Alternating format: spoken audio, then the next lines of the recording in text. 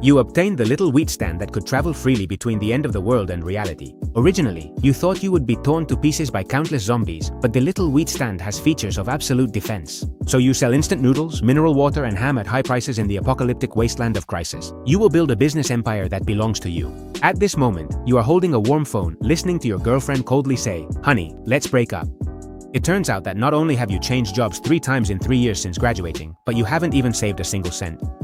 Your girlfriend can no longer stand your poverty and turns to rely on the rich second-generation Wang Hao. After hanging up the phone, you sit dejectedly in your chair. In recent years, in order to treat your parents' illnesses, you didn't hesitate to go into debt for 350,000 yuan. In the end, your parents still passed away. The money can't be repaid either, leaving behind only the half-dead little wheat stall. But at this moment, the world suddenly spins. With the change in background music, you realize you've reached the end of the world. Through the window, you see a horde of zombies. The zombies are also attracted by the small wheat stall that suddenly appeared. In the next second, they all go crazy, but they run toward you. You think you're done for, but the sound of shattering glass you expected doesn't happen. The door that used to break at the slightest touch is now completely still. At this moment, a light screen appears in front of you. The current era, the end of the world. The state of the shop is absolutely safe. After automatically traveling for 12 hours, it can be used again. In other words, as long as you stay here for 12 hours, you can return to the original world. You glance at the monsters outside and scratch your head in frustration. The small shop, less than 20 square meters, is filled with all kinds of products: braised beef noodles, mineral water, ham, bread, cookies. In the original world, these things add up.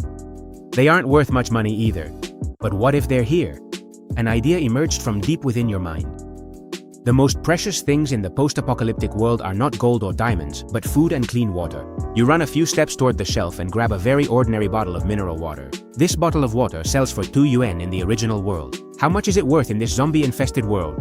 You think about the debt of 350,000 yuan. You think about the decisive "let's break up" said over the phone. You open the bottle of water and take a big gulp. You've even started to calculate that trading a bottle of water for a gram of gold is too little. A bottle of water for 10 grams of gold. A pack of instant noodles for 100 grams. You force yourself to calm down. You need to have customers now. With these dozens of zombies blocking the door, what survivor would dare come close? But you're not willing to wait 12 hours in vain. Your gaze falls on the braised beef noodles and an idea comes to mind. In this world full of rust and the stench of decay, is there anything more deadly tempting than a bowl of fragrant instant noodles? You plug in the power and press the switch. The kettle makes a bubbling sound. The little wheat stand actually has electricity. It seems that this space, bound by the system, is completely independent from the outside world and forms its own world. The water heats up quickly. A rich and overpowering aroma instantly fills the shop. You can't help but swallow your saliva. But a problem also arises. How can you accurately transmit this deadly aroma? You can't open the door. You walk around the shop and your gaze finally settles on an exhaust fan. The rich aroma flows along that small channel into the silent world outside. Time passes, minute by minute. Outside, it remains as silent as death. Just as your patience runs out, a flame instantly engulfs the dozens of zombies. You cautiously look out the window. It's a woman. Her gaze examines this shop, which stands out from the surrounding ruins. Interesting. In this ghost town, someone dares to open a shop. She is about to walk straight in, but in the next second, she runs right into an invisible glass wall. You're an awakened too. This is your ability. A moment of silence. My name is Ye Ying. Brother, how much is that? I only accept gold here. What era do you think this is? Who uses that useless stuff? Look at your tough attitude. Ye Ying raises her hand and a flame shoots straight toward your face. However, the flame completely disappears the moment it touches the barrier. Can we talk business now? Alright, boss here. How much are you selling your instant noodles for? Not much. 100 grams of gold. Why don't you just go rob someone? Even if gold is as worthless as scrap now and nobody wants it. That doesn't mean it's just lying around on the street. You don't have to buy it. After saying that, you stop paying attention to him. Instead, you eat the noodles you just made. The sound of slurping noodles is particularly loud. Ye Ying's Adam's apple bobbed uncontrollably up and down. She no longer remembers how long it's been since she had a hot meal. Normally, she relies on a few cans and energy bars she scavenged to get by. Those things can only keep her alive, but can't satisfy any cravings. At this moment, her stomach growls softly. Although the sound is very faint, in this environment, it is like thunder. Yejin's cheeks instantly flushed with embarrassment. Apparently, you didn't hear and continue enjoying the delicious instant noodles. I don't have that much gold right now. Can I put it on a tab first? This shop doesn't allow credit. You're not here to do charity. Besides, you'll be back in less than 12 hours. Who knows if Yejin will be able to bring the gold in time. Finally, you finish the last bite of noodles and burp contentedly. You grab a ham sausage from the shelf and draw an arc, tossing it in a perfect parabola through the air, as casually as tossing a feather by the roadside. Yejin's body freezes instantly. This is blatant contempt. But reason tells him he should pick up the ham sausage and eat it right away. Time seems to freeze. Finally, after 2.5 seconds, hunger triumphs over dignity. Just 3 bites and the ham sausage is completely eaten. This is my honesty. 100 grams of gold for a bowl of noodles. Fair deal. Wait for me. He dropped those words and turned away. With his skill, he only needs to find a survivor's meeting point or some bank vault from before the disaster. Obtaining 100 grams of gold is not difficult. But you stopped her again. Wait. You slowly pull out a can of cola, the legendary cola. A drink that was common before the end of the world, but today is more precious than any fine wine. This one costs 50 grams of gold per can. Without waiting for Yejin's response, you open another pack of spicy latiao. This is cheaper, 30 grams of gold per pack. Ice-cold cola, spicy latiao, hot instant noodles. These 3 things were just the cheapest trio before the end of the world, but now they are filled with an extreme temptation. Yejin's fists clenched and cracked at her sides. You'd better prepare enough goods. Then, her figure disappeared. She's going to get gold right now. At this moment, the dimensional journey. There are still 10.5 hours left on the cooldown. You start to inspect your inventory. 10 boxes of Kang Shui Fu, 15 boxes of Long Fu water, latiao, and ham sausages are available in abundance. You even find 5 eggs in the corner. An idea is born in your mind. More than an hour later, a loud noise is heard outside. It's Yejin who has returned. She looks a little embarrassed with an extra black bag in her hand. 200 grams of gold. Just a little more. Allow the item to enter the safe area individually? After murmuring allow in your heart, an invisible hand lifts the black bag and then gently drops it at your feet. Yejin's pupils contract sharply once again. This man is even more mysterious than she imagined. After counting the items, you take out braised beef noodles, iced cola, and latiao. Then, in front of Yejin, you boil a pot of water again. Finally, holding that steaming bowl of instant noodles, you walk toward the door, just as Yejin thought you were going to hand over the items. Suddenly, you stop, take an egg out of your pocket, and look at Yejin. Beautiful. Would you like to add an egg? How much does it cost? 50 grams of gold. 50 grams of gold for an egg. Why don't you go steal? You can choose not to add it. The eggs in this store are only sold to designated people. After saying that, you're about to put the egg back in the bag. Wait. Yejin, like a powerful awakener of flames. She has always made others submit to her, but today, she has been repeatedly frustrated. The words, "I don't want it," are stuck in her throat, unable to come out. She slips her hand into a small leather belt around her waist. A crystal the size of a dove's egg lies silently in the palm of her hand. Gold. I don't have any more at the moment. I'll trade this for your egg. You raise an eyebrow, thinking to yourself, what is this thing? Just as you're about to refuse, a curtain of light appears. Wrong. It turns out you were mistaken about how to open the little market. You've always been calculating how to pay off that 350,000 in debt. Actually, the purpose of the little market is these crystals. In an instant, you understand everything, but your face still shows a trace of disgust. What a broken stone.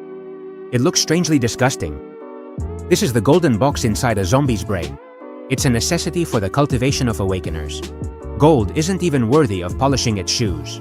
It turns out that the crystal stone is the cultivation resource in this world. Why would I need this thing if I'm just opening a small market? Yejin is trembling with anger. This woman is trying to learn from Lei Feng. What's the use?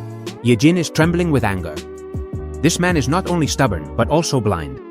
You look at his about to explode expression and sigh. All right. Considering how sincere you are, I'll make an exception. As soon as you finish speaking, you murmur in your heart, collect. That crystal box instantly disappears from Yejin's palm.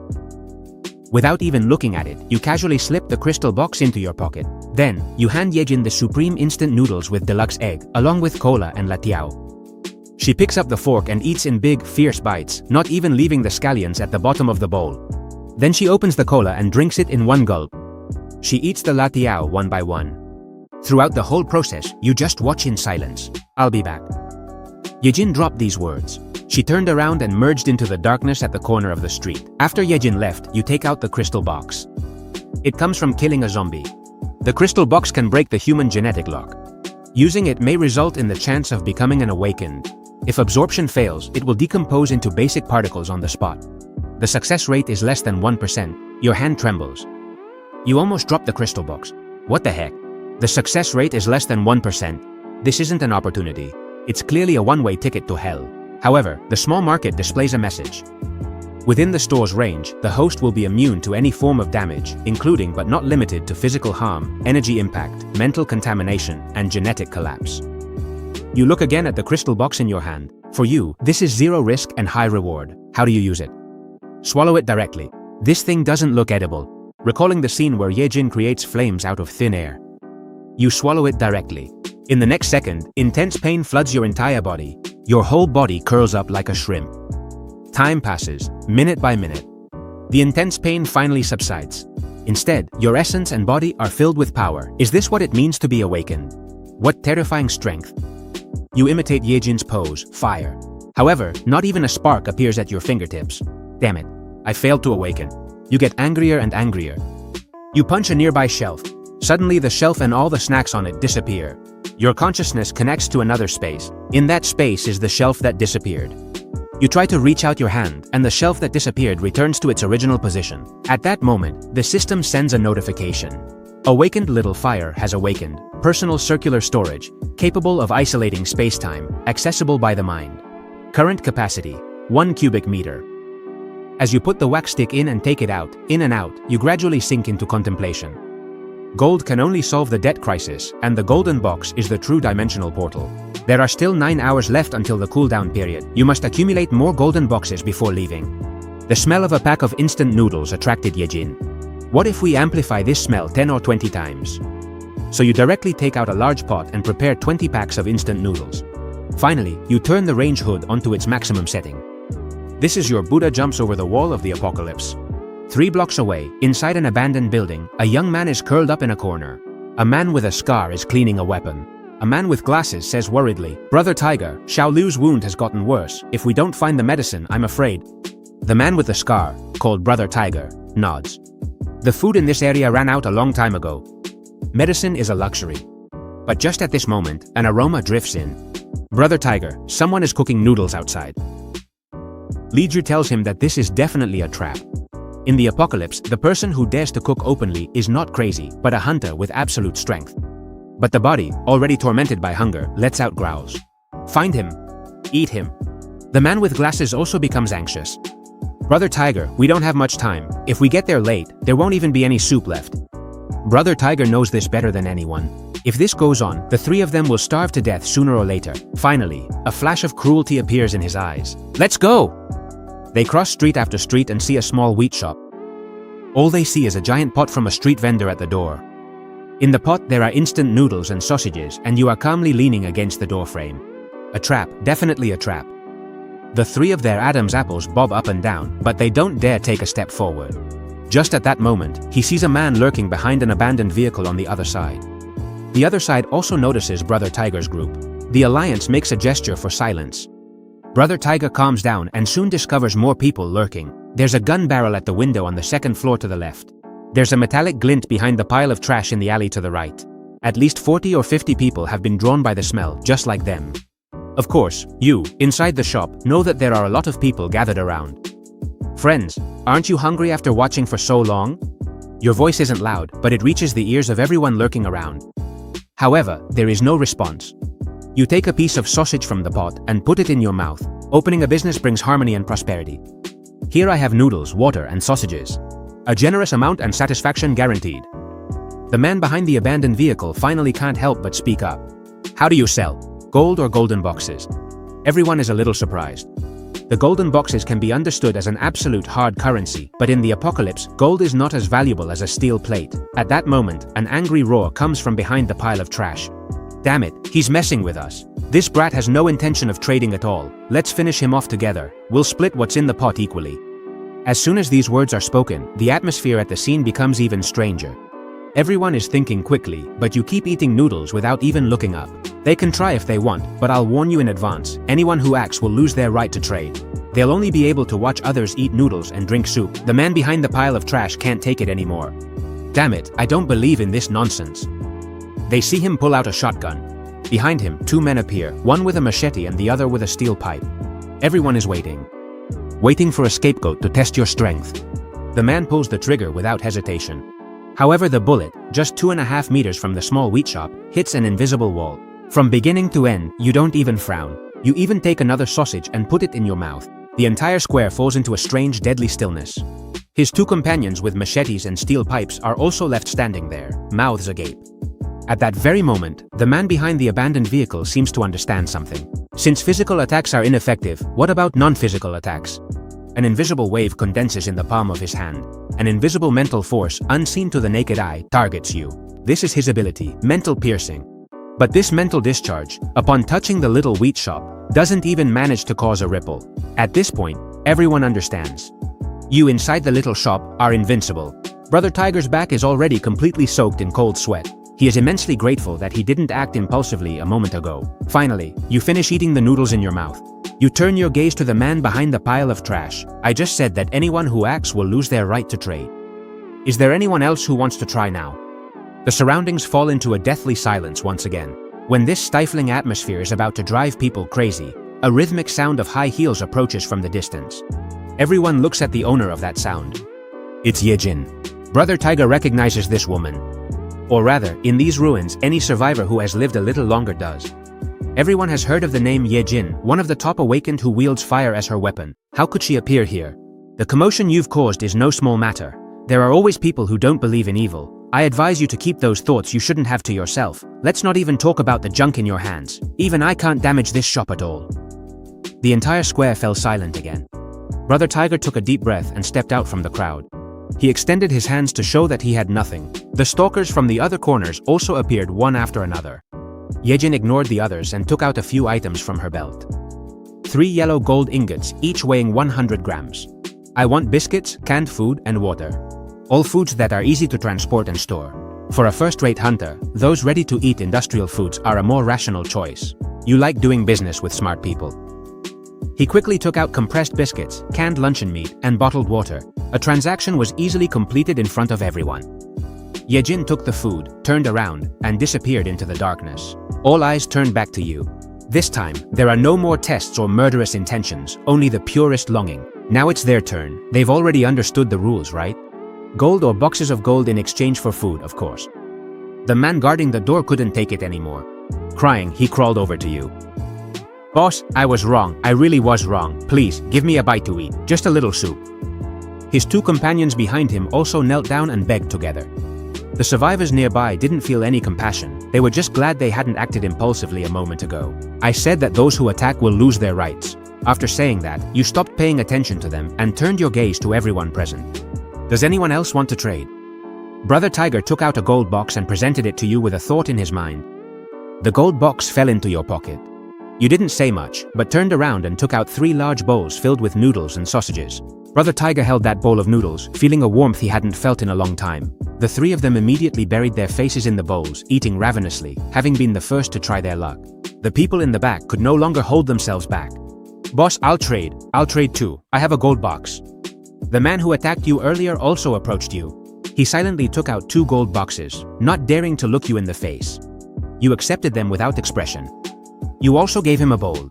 Once the door to trade was opened, it could no longer be stopped. Some took out gold jewelry, others took out gold boxes of various sizes. Soon, more than 10 gold boxes were piled up under your counter. The large pot of noodles also gradually diminished, but just at that moment, the 3 men from before were completely consumed by desire. If I can't eat, then neither will you. Immediately, he lunged at a thin survivor, spilling noodles and soup all over the floor. The other survivors who were eating noodles also stopped what they were doing, their gazes cold and furious as they stared at the man who broke the rules. You also stopped distributing noodles, watching this farce unfold. Suddenly, a flame shot out. He didn't even have time to let out a miserable scream. The whole person turned into a handful of drifting ashes, along with his 2 companions. In just 3 seconds, all 3 of them disappeared completely from the world. Yejin slowly emerged from the darkness. I hate people who break the rules. You took a can of soda out of the freezer and tossed it to Yejin. You didn't say anything, but continued stirring the noodles in the pot. The transaction was carried out in absolute harmony. Brother Tiger and the other 3 had already finished eating the noodles, even drinking up the last drop of soup. More and more people arrived from every corner of the ruins. The shelves of buckwheat were emptied at an astonishing speed. No one complained about the prices, nor did anyone cause trouble. In the end, you sold the entire store, every product. Yejin tossed the can of soda in his hand and walked toward you. You've gotten rich. When will you come back next time? I don't know. Yejin looked at you deeply, turned around, and disappeared into the darkness. After everyone left, the entire square became completely silent. With a thought, you opened the dimensional warehouse. There were more than 100 kilograms of gold inside, and even more, 33 boxes of gold, although devouring gold bars would bring intense pain. You didn't hesitate for a moment and swallowed them all at once. This time, it wasn't intense pain, but an unimaginable expansion. If you weren't in the buckwheat, you estimate that you would have been torn to pieces by this energy. In an instant, in extreme pain, you absorbed the last trace of energy. When you opened your eyes again, you saw the flying insects on the ceiling. The speed at which the insects' wings flapped became abnormally slow. You heard the low growls in the throats of the zombies outside the door and smelled the blood and the stench of the earth. Your senses were enhanced to an unimaginable degree, and with an empty grasp toward the shelf next to you. With a slight tremor, the shelves floated gently. It wasn't the dimensional storage ability. 202. But telekinesis. Immediately, you pulled up the system screen. Ability awakened, small fire. Awakening of unidimensional storage. 203. Current capacity, all in defense. Ability awakened, mind control.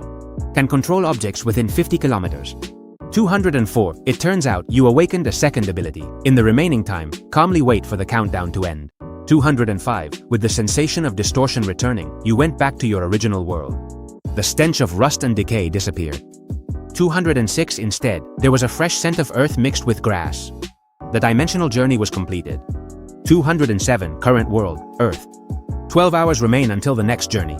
At that moment, it was still before dawn. 208. You returned to the folding bed and slept for a few hours. At 9 in the morning, you arrived at an old shop in the antique market. 209. Boss, do you buy gold? The boss asked. What purity and origin? You didn't answer. 210. Instead, you took out 2 gold bars. The dull thud made the boss straighten up immediately. 211. The boss inspected them for more than 10 minutes before saying, good material. A fixed price of 580,000. 212. Brother, that price is too high. I also have to take risks and grease a few palms. 213. 700,000. The boss remained silent for half a minute. Then, your account, 214, received a transfer of 700,000. Upon leaving the market, you immediately made a phone call to collect the debt. 215. Hello, who is this? Xiaogu, you still remember to call.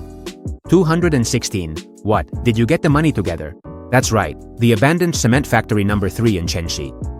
217. 3 in the afternoon, bring the money and come alone. Cement factory at 3 in the afternoon. 218. Brother Biao was standing behind 7 or 8 thugs. Seeing that you dared to come alone, he spat out his cigarette butt. 219. Where's the money? Where's the IOU? Brother Biao smiled maliciously. 220. Prices have gone up a lot lately, and the brothers have to eat too. Then he held out 5 fingers, 500,000. I'll burn the IOU in front of you. 221. I hate people who break the rules. Originally, I was going to give you back 350,000, but now I'll only return 200,000. 222. Your voice wasn't loud, but everyone present could hear it clearly. Brother Biao's expression froze. 223. I can't believe what I'm hearing. How much did you say? 200,000? 224. Not a cent more. I do what I say. A thug nearby raised a steel pipe and swung it at you. 225. However, the expected scene of bloodshed did not occur. It stopped 10 centimeters from you, lightly held back by one of your hands. 226. The thug, as if struck by bad luck, was sent flying from the 2nd floor. A scream of agony echoed throughout the cement factory. 227. Brother Biao finally recovered from his shock. Attack him together. However, no matter how many people there are, they can't withstand even a few of your blows. 228. In no time, several thugs fell to the ground. Brother Biao was trembling violently, not from anger, 229, but from fear. You stay away from me. I'm telling you, my big brother is. 230. The promissory note. Brother Biao hurriedly pulled out a stack of papers. You transferred 200,000 in front of Brother Biao. 231. It was originally supposed to be 350,000, but now it's only worth 200,000. Then you tore up the promissory note and turned around to leave. 232. This matter was over.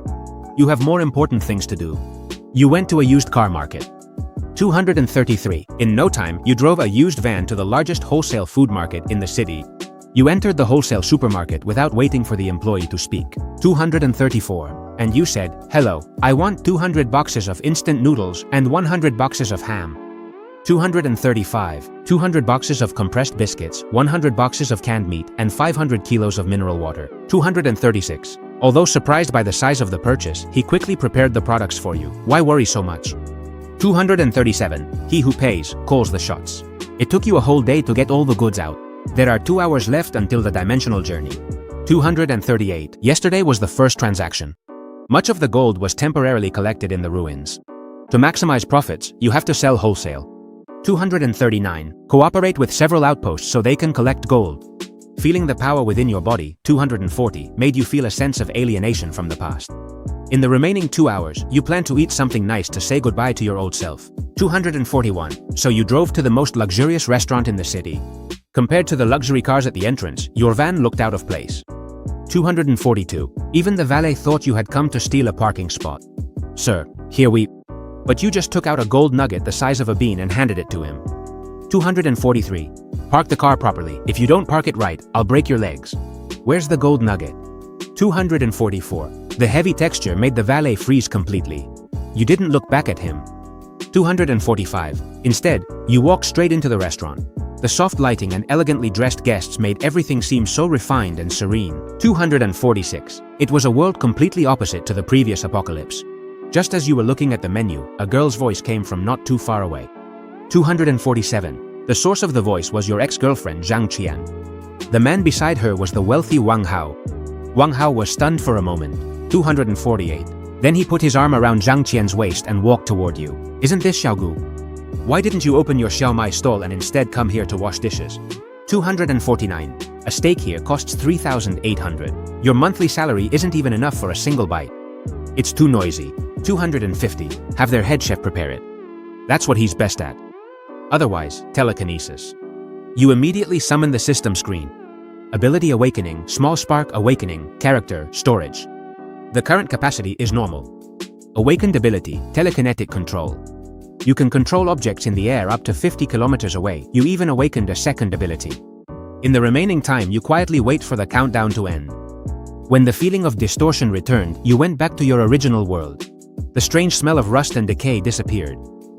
Instead, there is a fresh scent of earth mixed with grass. Dimensional transfer has been completed. Current world, Earth. 12 hours remain until the next transfer.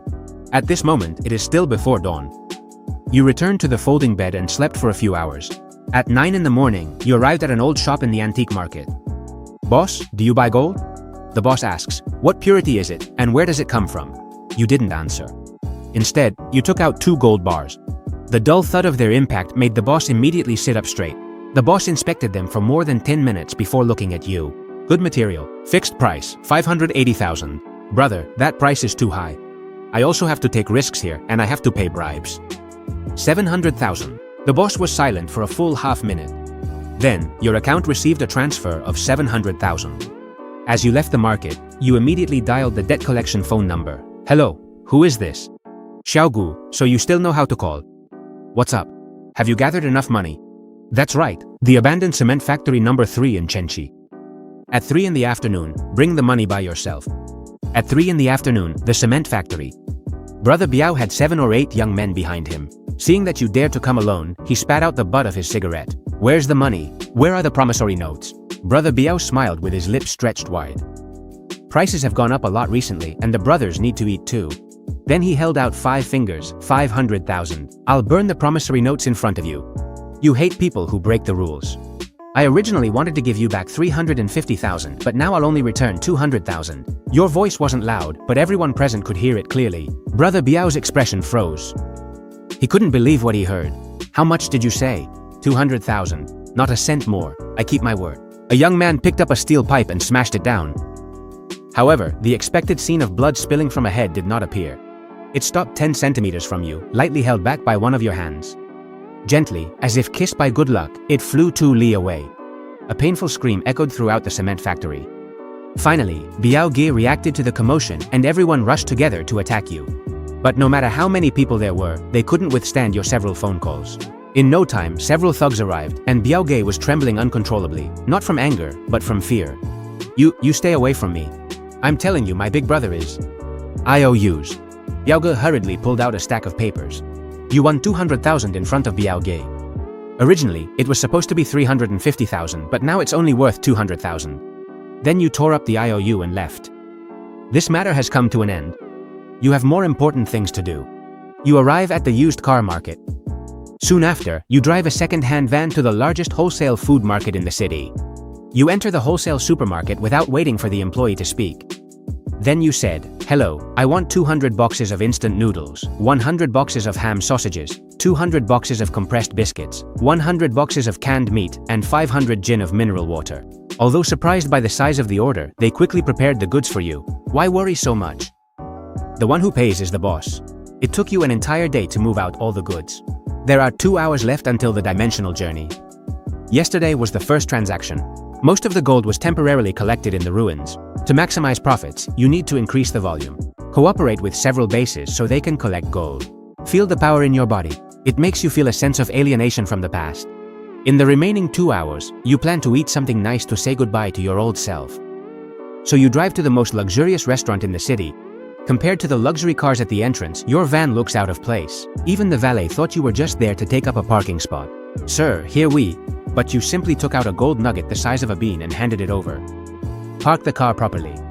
If you don't park it properly, I'll break your legs." "Did you get the gold nugget?" The heavy texture left the valet completely stunned. You didn't look back at him. Instead, you walked straight into the restaurant. The soft lighting and elegantly dressed guests, everything seemed so refined and peaceful. It's a world completely different from the previous apocalypse. Just as you were looking at the menu, not far away you heard a girl's voice, Xiaoguo. The source of the voice was your ex-girlfriend, Zhang Qian. The man beside her was the wealthy Wang Hao. Wang Hao was surprised at first. Then he put his arm around Zhang Qian's waist and walked toward you. "Isn't this Xiaoguo? Why isn't the wheat shop open and you're here applying for a dishwasher job? A steak here costs 3,800. A month's salary is only enough for a single bite. It's too noisy. Let your chef prepare it, it's his specialty." Wang Hao felt like he'd punched into cotton. This feeling of being completely ignored made her feel incredibly bad, so she raised her voice by 8 octaves. "Are you deaf? I'm talking to you." But your face remained expressionless. Zhang Qian suddenly felt that you were a complete stranger. The restaurant manager, Wen Sheng, reacted quickly. "Sir, please calm down and don't disturb the other customers." Wang Hao saw that the manager was becoming even more arrogant. "Manager Zhou, just in time. What kind of random person can just walk into your restaurant now? Seating someone like that here is simply lowering your standards." Of course, Manager Zhou knew Wang Hao, even though he was the son of a real estate tycoon in the city.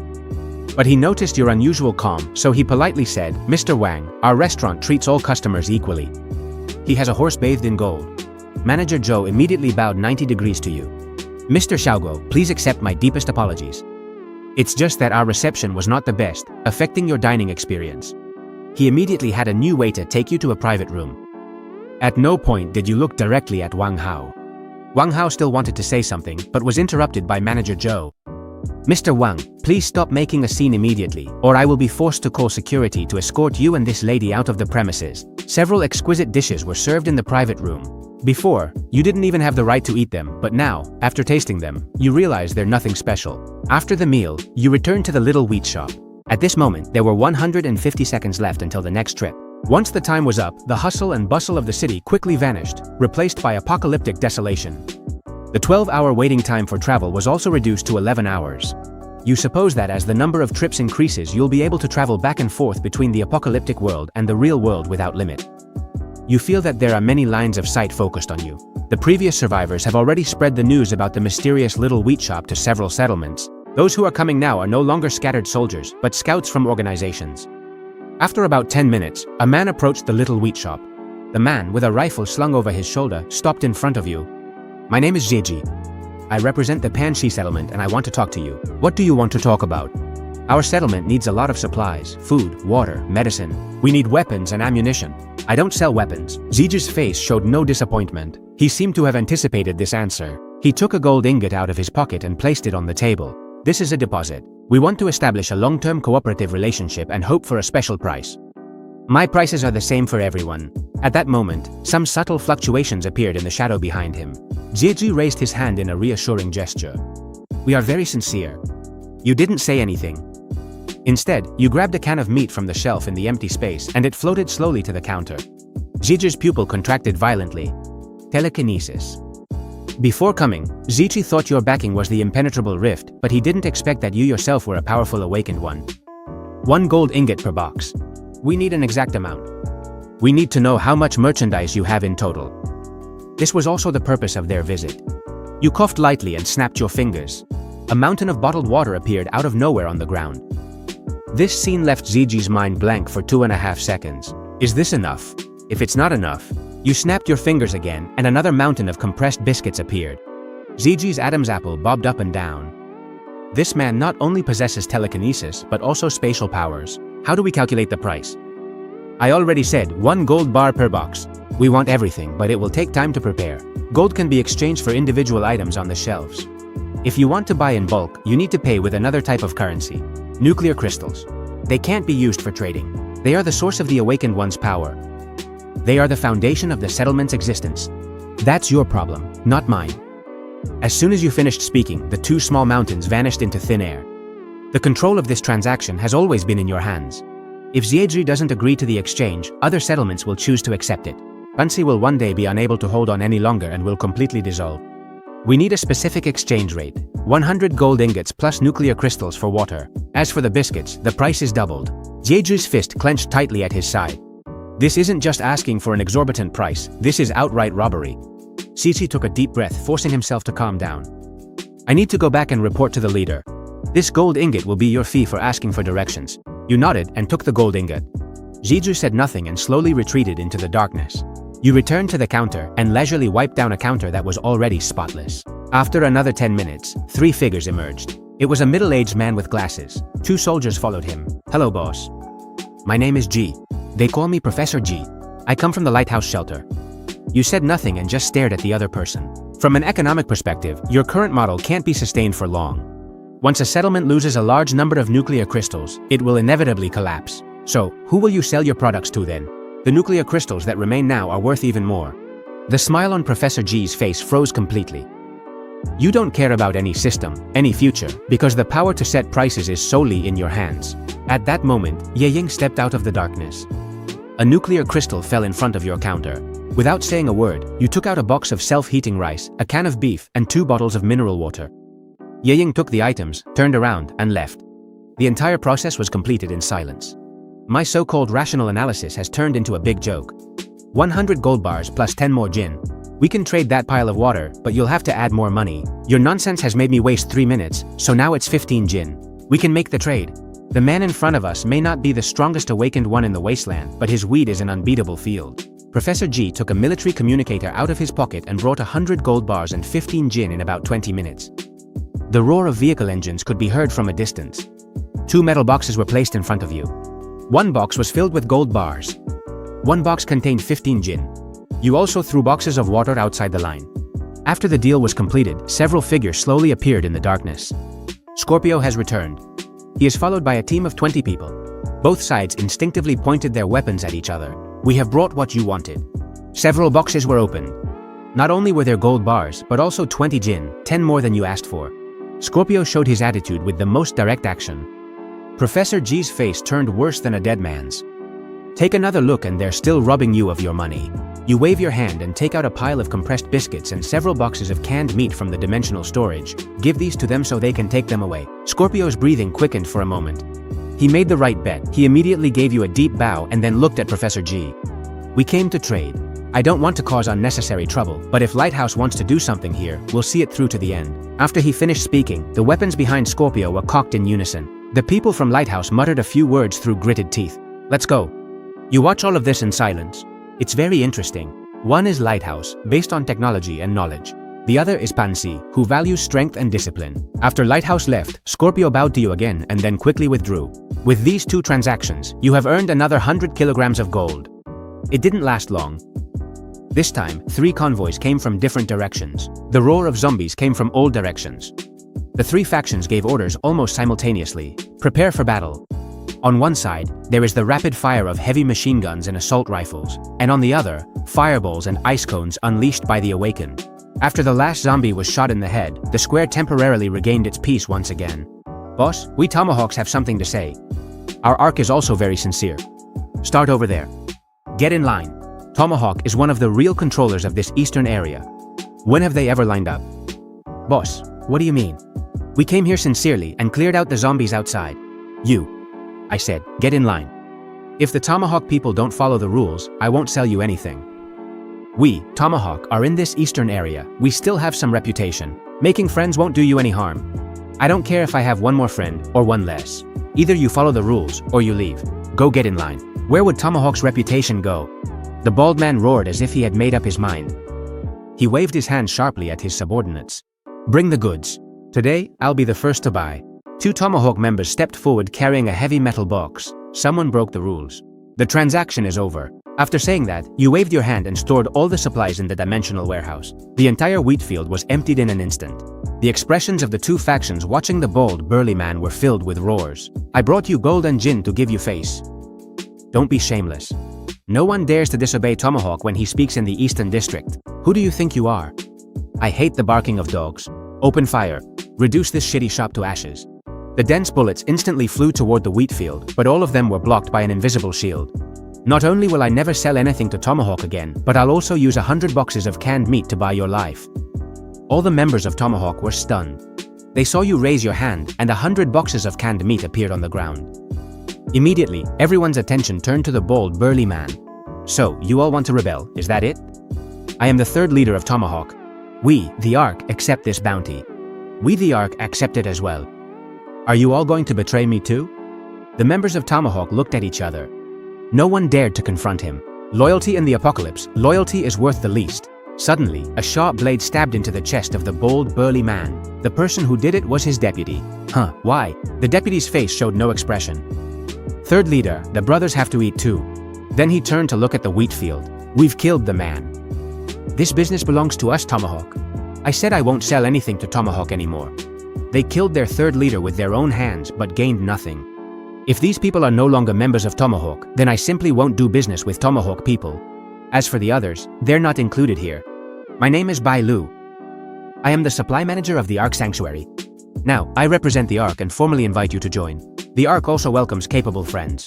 The deputy's mind was working at full speed. We are willing to join the Ark.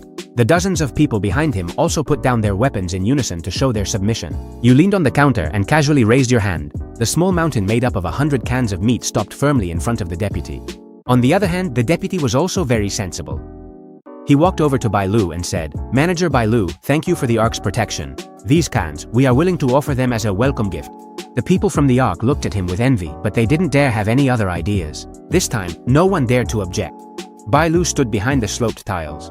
The thin man from Feng Chao also quietly lined up behind Bai Lu. What do you want? Compressed biscuits, water, instant noodles. After saying that, 2 boxes were opened. Inside, there were 50 gold ingots and 20 gold coins. Once the transaction was completed, he didn't rush to leave. Boss, do you accept advance orders here? Yes, you can. What do you need? Antibiotics, cold medicine. The more the better. Go back and make a list, then bring a deposit. Next time, I'll bring you the items. Next, it was Feng Chao's thin man's turn. Just like Bai Lu, in addition to ordering medicine, he also asked for cigarettes and alcohol. After the transaction was finished, some scattered people began to trade. Some offered gold ingots, some offered small gold coins, but at this moment, someone took out something new to trade with you. It was a car battery. The energy density and lifespan of the batteries in this world. In fact, they are almost twice as advanced as those in your world. Suddenly you realize that you have always thought of this world as an ATM for gold and gold coins, but you have overlooked the technology this world possessed before the disaster struck. You turn around and take out 2 loaves of bread and a bottle of mineral water, as well as 2 ham sausages. All the survivors around were stunned by such generosity. In the future, I will also accept this kind of battery. At the back of the crowd, several lone wolves formed a surrounding circle. They clutched the heavy food in their arms. Their bodies were trembling violently. This food is not hope, it's a death sentence. I have something to ask you. Who dares to make a move? I don't mind using a few more boxes of canned food to trade for your head. At that moment, the bodies of several lone wolves suddenly tensed up. You should know that the 3rd leader of Battle Axe is sleeping not far from here. What's your name? Zhou Yuan. Where did this battery come from? From the Tianqiong Technology Park. I used to be a battery engineer at Tianqiong Technology Company. This Raytheon Type 7 is our company's flagship product. When the zombie outbreak happened, we had just finished a batch. Order production. There are at least tens of thousands of finished batteries in the company's warehouse, but the thousands of employees in the park have turned into zombies. You nod. If you use the gold you have on hand to replicate a production line, relying on the performance parameters of the Raytheon Type 7, you will definitely be able to trigger an energy revolution in the garden world. Assuming the production line is already out of use, is it possible to obtain the complete data for the production process of this type of battery, including all the raw material formulas and treatment processes? There is complete data on the park's server. As long as there is a server, I can get the data. The way you look at him has completely changed. This is not an engineer in trouble, but a walking key to a treasure. This matter must be handled with the help of the local boss. Thinking about this, you look at Zhou Yuan. From now on, you will work for me. Your task is to identify and evaluate all the technological products I receive. As compensation, I will provide you with food and water. An uncontrollable joy. What does it mean to ascend to heaven in a single step? This is what it means to ascend to heaven in a single step. However, some survivors are quick-witted. Since Zhou Yuan can use a battery to change his fate, why can't they? For a while, a gold rush broke out among the survivors. A motherboard from a ruined military drone, a sealed biological sample refrigerator, and even half of a burned academic journal. You don't turn anyone away and hand everything over to Zhou Yuan for evaluation. The gold rush continues until the second half of the night. At that moment, two dazzling car headlights cut through the darkness, followed by the roar of a steady, powerful engine. Bai Lu and the Thin Man get out almost at the same time. Several boxes of gold and gold coins lie on the ground. This is the deposit from our Feng Chao arc. The deposit has been received. Next time we trade, I will prepare your goods. Bai Lu and the Thin Man bow at the same time, keeping a very humble posture. Although the transaction was completed, neither of them left. Their gazes fell on Zhou Yuan and the pile of junk on the ground. Your expression is calm and unruffled. There is a Tianqiong technology park in the northern district of the ruins. There are tens of thousands of finished Raytheon Type 7 batteries there, but there are also more than 5,000 zombies. That number is enough to devour everything. Boss, do you mean? I'm giving you a chance to get rich. I'll provide the funding and you provide the manpower to help me clear out the technology park. Bring the server's central unit back intact. Bai Lu and Huang Feng's minds were racing at full speed. The risk is extremely high, but the reward is equally heavenly. More importantly, it's a chance to establish a deep relationship with this mysterious shopkeeper. Our Feng Chao accepts. Feng Chao's Ripper team has the strongest individual assault capability of all the ruins. We guarantee the mission will be completed. Huang Feng, don't talk too much. Our arc has the most advanced technical team in the ruins. Decrypt, dismantle, and transport. Only we can do it without any mistakes. We have the largest number of awakened. We guarantee to bring the server back intact. What a joke, 5,000 zombies. The awakened from your cornerstone can exhaust their physical strength, but how many can they kill? Going there is a death sentence. Scorpion, this can't be solved by brute force. Without our technical staff, you can't even get through the gate of the technology park. The chief circuit engineer of Tianqiong Technology, Wang Chongming, is at our lighthouse. No one knows that place better than he does. The expressions on Bai Lu, Wasp, and Scorpion's faces changed in a strange way. Lighthouse really did have an ace up its sleeve. Enough. I don't care if it's Arc, Pansit, or whatever. I just want results. If there's even the slightest error with the server, if I don't get what I want, none of you should expect to get even a single grain of rice from me. As soon as he said this, the expressions of the representatives from the four factions instantly turned ashen. Your words are so direct and ruthless. Pansit and Kongji cooperated. Once the first force joined, the other three followed suit. The four most important factions over the ruins formed an unprecedented alliance.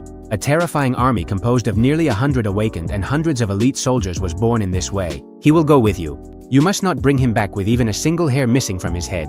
Boss, don't worry. We guarantee Mr. Zhou Yuan's safety. This operation also carries a potential risk. Warax, your third leader died here. Lei Bao is a vengeful person. He will never let this go easily. Warax's strength may not be as great as theirs, but if they focus on sabotage, any disturbance while fighting thousands of zombies could lead to irreversible consequences. Everyone's attention turned to you again. An ordinary member of Warax is worth 10 boxes of canned meat, a minor boss is worth 100 boxes. As for the big boss, Lei Bao, I'll trade him for 1,000 boxes of cans. Whether it's you or any drifter in the ruins, whoever brings me his head gets the cans. The four factions let out cold gasps. The risk Bai Lu mentioned simply isn't a risk in front of this man. The plaza fell into a deathly silence. The representatives of the four factions no longer dared to harbor even the slightest selfish thought. Today it might be Warax, tomorrow it could be any one of them. Once a bounty order is issued, there's no room for negotiation. Bai Lu, Wasp, Scorpion, Professor G. These four people, whose mere presence in the ruins could cause an earthquake in an entire area. At this moment, they didn't say another word. They completed the task assignments at lightning speed. Then, each of them quickly got into their cars with their subordinates and left. Before leaving, Bai Lu specifically walked over to Zhou Yuan. Mr. Zhou Yuan, please come with us. On the way, we need you to provide us with more details about the technology park. Zhou Yuan unconsciously looked at Xiao Maibo. After getting your approval, he got into the car with the people from Arca. After closing the door, you didn't rush to return to the other century. With a thought, you took out all the golden boxes you had obtained during the day. You didn't hesitate for a moment. You grabbed a handful and stuffed them into your mouth. The familiar pain returned. You waited until the last trace of energy was absorbed and suddenly opened your eyes. Awakened Power 1, Dimensional Storage. Current capacity, 3000 cubic meters. Awakened Power 2, Karmic Energy Control. Can control objects up to 200 kilograms in the air. Can accelerate objects. Now, it's no longer just simple telekinesis. Your gaze turns to the metal shelf in the corner. This time, you didn't grab it in the air or raise your hand. With just a glance, it was instantly compressed into a metal of extremely high density. 12 minutes remain until the dimensional journey. It's time to go back. The appearance of the Raytheon battery number 7 is like a seed that planted a forest called ambition in your heart. You're no longer satisfied with just being a simple reseller. You want to build your own business empire in this safe, modern world. Those hundreds of tons of gold must be turned into liquid capital as soon as possible. But such a large amount of gold is absolutely impossible to sell through conventional channels. A name appeared in your mind, Biao Ge, that gangster who lends money at sky-high interest rates, must be in contact with the city's gray area. Having him act as an intermediary is the most efficient and safest way right now. Once the money is available, it's all about frantically restocking to completely fill the 3000 cubic meter warehouse in Xiaomaibu. Then, register a technology company. First, build the framework to prepare for receiving the technical data from the Tianqian Technology Park. Your thinking is incredibly clear. Every step is aimed at that enormous goal. At this moment, the dimensional journey is ready. With a single thought, that familiar sensation of weightlessness completely envelops you again. The dimensional journey is complete. Current world, Earth. Cooldown time until the next journey, 11 hours. Outside the window are the city's neon lights and traffic. Compared to those desolate ruins from just a few seconds ago, it feels like two different universes. This extreme contrast convinces you even more. You must hold on tightly to this power. Back on Blue Star, you didn't leave Xiaomaibu immediately, but instead lay down on the bed. The sudden increase in your mental power has greatly reduced your need for sleep, but a few hours of rest can bring your body back to its best state. When you opened your eyes again, it was 11 o'clock in the afternoon. After having a quick lunch, you called Biao's phone. Hello, who is this? Xiao Guo. Guo, Brother Guo, what do you need? I have a batch of merchandise that I want to sell. Brother Guo, excuse me for asking, is this material legitimate? There is a little risk, but not much. At the same cement factory as last time. Come by yourself. Understood, understood. I'll be there on time. Soon it was 3 o'clock in the afternoon. It was still the same cement factory, but this time, you were the one sitting on the sofa. Biaoge arrived on time, not daring to breathe heavily in front of you. 4, 7. Brother Guo. What? What goods are you going to sell? You casually took a gold bar out of a sack. Biaoge's pupils contracted slightly. A 500-gram gold bar is valuable, but it can be sold at any large jewelry store. Just as he was thinking that, you opened the sack full of gold bars a little. Biaoge froze on the spot, his mind going blank. It wasn't just one, but a whole pile. A total of 20 bars, each weighing 500 grams. Biaoge's body began to tremble uncontrollably. 20 bars of 500 grams each, that's 10 kilograms. This is like robbing a vault or outright hijacking an armored truck. Thinking about the little risk you mentioned on the phone, this is anything but low risk. This thing, the moment you touch it, it's like receiving a direct ticket to the gallows. A case of this magnitude, he wouldn't even dare to dream of it. Brother Guo, are you trying to get me killed? Can I handle it? Biaoge fell silent. He really wanted to say that he didn't dare, that he didn't feel worthy. He doesn't dare look you in the eye. He already considers you a cruel and ruthless person. He can't even handle this small amount of gold. So little, and you call yourself someone from the underworld. You can't even handle this. Mr. Guo, I don't dare to take on such a big case. Calm down. This gold is very clean, it has no background. I'm just too lazy to take it out little by little. Understand my point, Mr. Guo. Can I make a call and ask my brothers from the underworld? You make a gesture with your hand. Biaoge feels as if he's been pardoned. He doesn't even dare to step away to make the call and even puts it on speaker. Hey Biaozi, what's up? Lately, has there been any case related to gold around here? On the other end, they're a bit confused, but still answer honestly. What kind of case could there be? There are cameras everywhere now. Who would dare to mess with that? You've gotten rich, kid, and now you want to buy gold. After receiving the answer, Biao he feels as if he has swallowed a calming pill. He hangs up the phone. The way he looks at you changes completely. Mr. Huo, with my own abilities, I definitely can't handle your batch, but I know someone who can. You gesture with your hand again. Biao He timidly dials a phone number. What's going on? Sister Su, this is Biao He. I have a gentleman here who has a batch of gold and wants to move it. How much? 10 kilograms. And there's more. This time, the silence on the other end of the phone is even longer. In half an hour, brother, let me see the goods in person. In half an hour, you arrive at a private club. Sister Su is a woman dressed in a cheongsam. She gestures for you to sit down. You don't beat around the bush and you sit down at the table. Then you move the sack on the table. The woman they call Sister Su keeps pouring tea until she pushes the cup in front of you and then speaks slowly. What's your name, friend? Xiao Huo. Mr. Huo, may I see the merchandise? You nod. After opening the bag, 10 gold ingots lie there silently.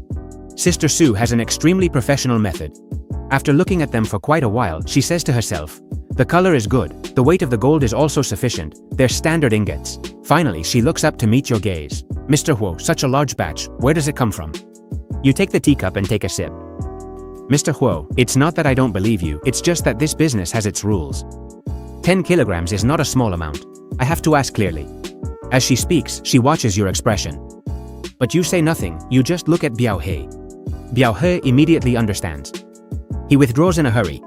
Then you take a gold ingot from the bag and, under Sister Su's gaze, apply a bit of force. The gold ingot is like clay in your hands. Someone with strength has no need to get involved in shady business. She takes a deep breath and gives her price, 700 yuan per gram. 10 kilograms is 7 million. You neither respond nor refuse. What's the maximum amount you can handle? Sister Su's expression shows a hint of hesitation. This is testing the full capacity of her entire network. Mr. Huo, if the goods are as clean as this, I can help you move 50 kilograms a month, that is, 35 million a month. That's too little. You slowly extend one finger. 100 kilograms. That's a ton. Sister Su can no longer maintain her composure. Mr. Huo, are you joking? A ton of gold, at current market prices, is almost 1 billion yuan in cash flow. Your capacity simply can't handle it. It's impossible. No private network can move a ton of gold in a month. This is no longer a matter of money. This is declaring war on the entire modern financial regulatory system. And a capital flow of several hundred million will inevitably attract the attention and problems from higher authorities. Of course you've considered this issue. Then, what if I don't need to convert all of it into cash? Are you referring to an asset swap? I need an industrial park or a battery manufacturer. This unexpected answer leaves Sister Su completely stunned. I didn't expect that you wanted to get rid of the gold, not for a life of luxury, but to conduct experiments. A terrifying existence capable of bending gold bars with your bare hands and producing a ton of gold every month. So it turns out you want to be an entrepreneur. This is no longer just a deal, it's a large-scale capital operation beyond what I can imagine. Mr. Lin, this matter has completely exceeded my authority. I need to report to my superiors. You declare bankruptcy, I'm the boss. Shuwan either has a big business or the gold is very clean. Speaking of which, she looked at you. For now, I only have 300 kilograms. The other party can provide a ton of goods per month. Currently, she has 300 kilograms in stock. After the call ended, Suwan had already gone from being the dominant figure in the transaction to merely a messenger. Mr. Huo, my boss wants to meet you in person. Tomorrow at 7 in the evening. The place will still be here. You nod your head, pointing at the gold. First, take this out. To show our sincerity, we can offer this batch of goods at 801 per gram. In less than 5 minutes, your account received 800. After the transaction was completed, Suwan personally saw you off until your van left. After you left, Brother Biao approached with a flattering smile. Sister Su, how did it go? That Mr. Huo. From now on, regarding anything related to this Mr. Huo, don't inquire a single word further. If he tells you to do something, do exactly as he says. If something goes wrong, no one will be able to protect you. Brother Biao shuddered, nodding repeatedly like a chicken pecking at rice. After you left, you didn't return to Xiaomai's shop but instead went to the wholesale center. The vendor from last time saw you arrive and immediately came out to greet you. Boss Lin, you're back. What would you like to order this time? I'm processing this order. Multiply the quantity of every category by 10. The manager glanced over and his hands trembled slightly, assuring you that everything would be taken care of. After paying 2 million yuan for the goods, you went back and forth to the industrial area until you had filled most of the dimensional warehouse. You still have more important things to do.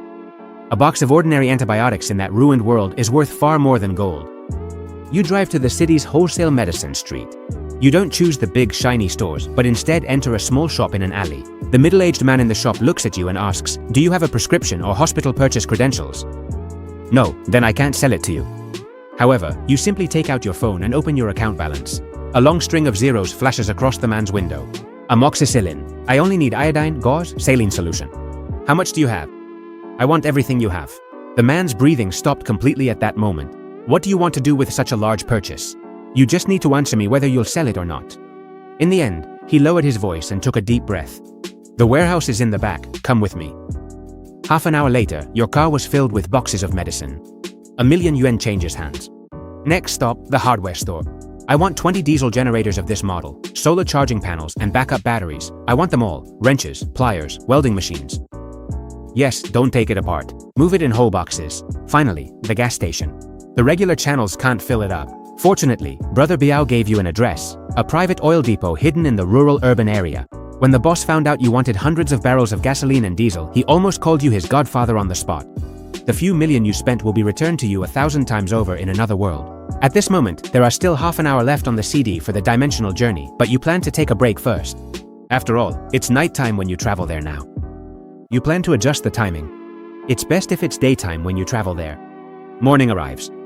You open your eyes right at 6 in the morning. The familiar sensation of weightlessness instantly envelops your entire body. Dimensional travel completed. Current era, the end of the world era. Cooldown time for the next journey, 10 hours. As soon as you open the door, a group of loners rushes over. Boss, I have a battery. Would you like to take a look? In his hand is a Raytheon No. 7 battery. The next second, the battery disappears and is replaced by bread and mineral water. In the following minutes, the survivors rush over in droves until 7 o'clock arrives. With a slight vibration, the ruins, the 4 major forces, the 4 representatives. Iki gets out of the car. Boss, we're ready. All technical staff and equipment are in position. The fiery red fox has already set out to clear obstacles along the way. Engineer Wang Chongming has confirmed the exact location of the server and is ready to depart at any moment. Has everyone had breakfast? The sudden greeting left Scorpion and the others stunned. Without waiting for them to respond, you gesture with your hand. Huge amounts of instant noodles, self-heating rice, and cans stacked into a mountain of supplies. Naturally, their throats move uncontrollably. Even for them, getting enough to eat is no easy task. As for eating well, that's even more of a luxury. What are you all waiting for? The boss's reward. Go. This shout was like lighting a fuse. The very next second, everyone lined up in an orderly fashion to receive their food. The soldiers' eyes instantly turned red. They were devouring huge mouthfuls. Even the breakfast before departure was already so plentiful. If they really complete the task, what will they get? Will they get to eat meat at every meal? Just when everyone was enjoying the most luxurious meal at the end of the world, you had a new idea. Once again, several cardboard boxes fell to the ground. This time, it wasn't food, but cigarettes. At the end of the world, cigarettes are the most important currency after gold. Each regular soldier is given 2 packs, and each awakened one gets a carton. These aren't ordinary supplies, they're a spiritual luxury. This move of yours is more useful than any pre-war mobilization. You're not only filling their stomachs, but also soothing their tense souls. Just when everyone thought that was all, you raise your hand again. This time, it's several black boxes printed with intricate icons. Professor G rushed forward and opened one of the boxes. Inside are reconnaissance drones, and in the other boxes there are communication radios with anti-interference capability, ultra-long battery life, and thermal imaging. With this, we'll be able to avoid 90% of the danger in advance. Scorpion, Bailu, and Wasp came closer. Their breathing grew heavy. In the past, they could only rely on their bare feet, risking their lives to scout ahead, and communication was basically done by shouting. This is total domination.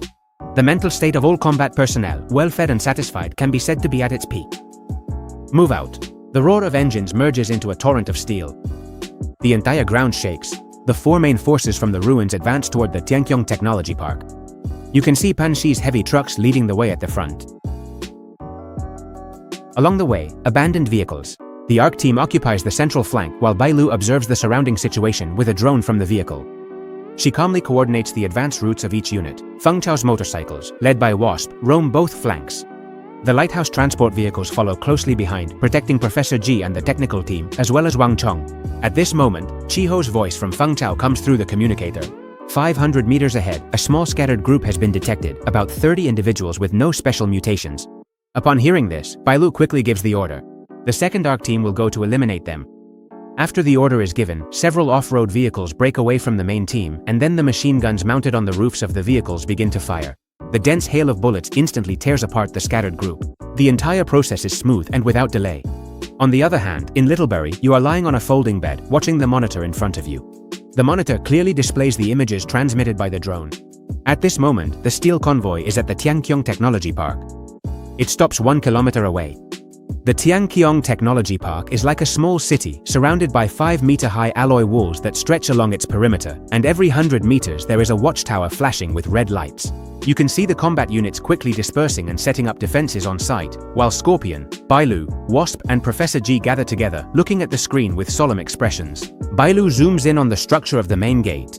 The main gate system is completely locked. It needs to be opened with high-powered explosives. After hearing this, Scorpion says with a cruel look, "It's perfect for attracting all the monsters in the park. Let's blow it all up, that way we don't have to go in and search for them one by one." Everyone agrees. Then, Bailu immediately starts planning, using the gate as the center. Build a fan-shaped defense. We must protect the breach and destroy all the zombie hordes that come running out. Lighthouse will handle the demolition, Feng Chao will be in charge of surveillance and cleanup, and Panxi's people will hold the front line. After finishing the discussion, the 4 groups move into action one after another. The entire joint team operates like a precise war machine. The warriors of Panxi build the first line of defense in front of the gate and set up heavy machine guns aimed at the entrance. The ARC personnel are quickly deploying directional landmines. Several Earth-type awakened press their hands against the ground. Immediately, a dull vibration occurs, and then the solid ground begins to ripple like waves. Trenches? They appear out of nowhere, forming complex ambush zones. In no time, a simple yet deadly defensive attack has already taken shape. The demolition experts attach high-powered explosives to the alloy door. Then, they quickly withdraw. A moment later, a deafening explosion is heard. In an instant, a huge breach appears in the alloy door. At this moment, the entire place falls into a deathly silence that lasts several seconds. Suddenly, countless corpses burst out from the breach. Countless zombies pour out from the breach and rush toward the defensive line. Fire! At Bailu's command, the heavy machine guns instantly open fire, and the riflemen in the back also begin shooting en masse. The dense rain of bullets tears through the zombie horde. However, the number of zombies is truly overwhelming. Countless zombies hidden among piles of corpses keep charging forward. In the blink of an eye, they reach the trenches at the front line. In just 10 seconds, the trenches are filled with corpses. More zombies run over the bodies. Right at this moment, the directional landmines are triggered. Under the massive explosion, a large area is instantly cleared, but it is immediately filled again by a new black tide. Scorpion roars, "Hold the line!" Then, he himself picks up a light machine gun and fires frantically at the zombie horde. The Panxi warriors behind him also defend the line with all their might. On the monitor, flesh and blood fly everywhere. Everything is under control. You watch all of this with a blank expression. You raise your hand and control the drone to observe the entire technology park. It can be seen that the internal zombie horde is gradually thinning out. At this moment, Nightingale's figure appears at the corner of the street. Behind him is a group of awakened. Everyone looks at the shelves full of products in the store, and greed and longing are revealed in their eyes. Nightingale appears very calm. He looks directly at you and says bluntly, "I heard you're attacking the Tianqiong Technology Park. My group and I can help." Upon hearing this, your gaze sweeps over everyone. Then, a playful smile appears at the corner of your lips. Help? Bailu and Scorpion are already enough. After hearing this, Nightingale's expression becomes a bit subtle. He takes a deep breath. Whatever they can do, we can do too. We can even do it better. Suddenly, you became interested. Then, pointing at the monitor in front of him, he said, "See that gap? The zombies coming out of there are yours. As an advance payment, each of you can go with Bailu first to pick up a can of beef. Then, let me see if you have what it takes to sit at the table." The awakened felt both ashamed and furious upon hearing that. Just one can of beef for us to risk our lives? Do they think we're beggars? A strange noise was deafening. Ye Ying paid no attention. He stared at you intently. Everyone shut up. Anyone who wants to leave can get out now. Whoever stays, come with me to pick up a can and then get to work. Having said this, he started walking toward the technology park, leaving the awakened looking at each other. A moment later, the man with the scar clenched his teeth and followed him. The rest, seeing this, followed one after another. You surely noticed all of this, and a cold smile appeared on your lips. You don't want a group of mercenaries who only care about money, but rather a force that will always be loyal to you. Shortly after, Ye Ying appeared with a dozen awakened. Bailu frowned slightly upon seeing him. Ye Ying wasted no time carrying out the boss's orders. From now on, that gap is ours. Bailu didn't ask any more questions and simply handed out a box of canned beef. Ye Ying and the others accepted it without expression, and then headed toward the zombie horde without hesitation. Bailu watched this scene with a complicated look. She didn't understand why you wanted to send this scattered group of people onto the battlefield, but she suppressed her doubts and gave the order. "Everyone, save your ammunition. Fire at the flanks." In an instant, the gunfire lessened and a deadly gap appeared outside the defensive line. Countless zombies frantically crowded toward the gap. Only the scarred man could be heard roaring like a wild animal. He transformed into a humanoid beast over 2 meters tall and charged at the zombie horde. A dozen zombies were knocked down instantly. The others, seeing this, also sprang into action. For a moment, all kinds of awakened abilities blossomed on the battlefield, but soon the problem became completely exposed. The awakened fought on their own without any coordination. Their attacks were wild and efficient, but the defense was full of holes. From time to time, some zombies slipped past their defensive line and the soldiers could only shoot them immediately. Ye Ying stood at the back of the group, watching coldly. It wasn't until the group showed signs of collapsing that she began to move. She was only seen slowly raising her right hand. A strange fire lotus silently bloomed in the palm of her hand, emitting a chilling aura of destruction. Fall back. The awakened, upon hearing this, retreated frantically. The next second, Ye Ying took a step forward. At the same time, she gently pushed the fire lotus in her hand. The fire lotus flew out and lightly landed at the center of the zombie horde. The instant it touched the ground, it transformed into a storm of fire that completely engulfed an area of several dozen meters. Hundreds of zombies were turned to ashes in the heat. A moment later, the flames died out and everyone was left speechless, frozen in place. At that moment, you looked at the monitor and smiled. This Ye Ying is interesting. She is strong enough and has a clear mind. As for the others, they're nothing but a mob. As you were thinking, you noticed that the zombies coming out of the gap were becoming scarce. The zombies inside were also about to be wiped out. Bailu and the others noticed this as well. Suddenly, morale on the battlefield soared. Under new rounds of gunfire, the zombie nest was completely wiped out. Only Bailu's voice could be heard echoing across the battlefield. All units advance, maintain alert formation and enter the park. Control the central plaza. Immediately afterward, the sound of engines roared again. A stream of steel quickly entered the technology park. The park is filled with roads stretching in all directions. Everywhere, buildings brimming with technology rise up. Not long after, Professor G successfully connected to the park's local network. A 3-dimensional map was projected into the air. Bailu quickly divided the map into 4 areas. Splitting up to act is the most efficient way. Pan Xi is responsible for clearing the eastern zone. Zhou Yuan will go with him to check if the production line is intact. Feng Chao is responsible for clearing the perimeter and the rooftops of the buildings. Fang Zhou is responsible for the administrative building and the data center in the western area. Denta will escort Professor Ji and Wang Chongmin. Enter the research and development building to find the main server. After giving the order, the joint forces quickly split into 4 groups. They advanced rapidly toward their respective target areas. However, Ye Ying and the others were left isolated at the scene. Each of them had a complex look in their eyes. They saw with their own eyes how the 4 major forces departed. Just at that moment, Bailu arrived in a car. Chief Gu has sent a message. He asks you to clear the 6 dormitory buildings on the north side. Is there any problem? Ye Ying nodded slightly upon hearing this. Then, he took a step toward the dormitory area. Seeing this, everyone else followed him. At that moment, Denta's team arrived in front of the research and development building. Professor Ji immediately sent someone to clear the hallway. Only then did he and Wang Chongmin take the elevator down to the 3rd basement level. A moment later, the elevator doors opened silently. At the end of the hallway on the 3rd basement level, there was a riot-proof door. Wang Chongmin quickly approached when he saw it. He entered a series of passwords into the control panel next to the door. There was only a click, and the heavy core of the mechanical lock began to turn. Then, the riot-proof door slowly opened and a blast of cold air hit their faces. Numerous black cabinets were neatly arranged in the room. Countless indicator lights flickered in the darkness. Seeing this, several men quickly entered the room to search for the server. Soon, Wang Chongmin said excitedly, "I found it!" Hearing his voice, Professor Ji quickly approached. At the same time, several technicians immediately spread out. They connected the storage device to the server port and began copying. A green progress bar on the computer screen advanced slowly. Professor Ji spoke into the communicator. "Instructor Hu, Chief, Denta has arrived at the target location. It is estimated that the data copy will take 40 minutes. At the same time, in the gigantic production workshop in the eastern zone, the zombies had already been eliminated by the combat team. Zhou Yuan was standing in front of a massive piece of production equipment. His fingers moved quickly over the control panel. Soon, the indicator light on top of the equipment changed from red to green. Seeing this, Zhou Yuan shouted excitedly, "The main structure of this production line is intact. We just need to replace some worn parts and then connect the power to get it running again." "Where are the batteries that Chief Gu wanted after hearing about the ruins of Zapatos?" "Here." Zhou Yuan pointed to the closed warehouse door deep inside the workshop, and then the warrior Pan Shi stepped forward. He opened the door with a crowbar. Countless shelves in the warehouse stretched into the darkness. Everyone was stunned on the spot. They saw that the shelves were neatly arranged and filled with brand new batteries, all bearing the famous Thor logo with 7 stars. At that moment, a warrior stepped forward and cut the seal with a knife. In the next second, more than a dozen new batteries rolled out. The Panshi warriors instantly erupted in excitement, and Zhou Yuan walked among the shelves, thrilled, while using a tablet. Quickly scanning the inventory codes, he found that there were at least 30,000 batteries here, all in excellent condition.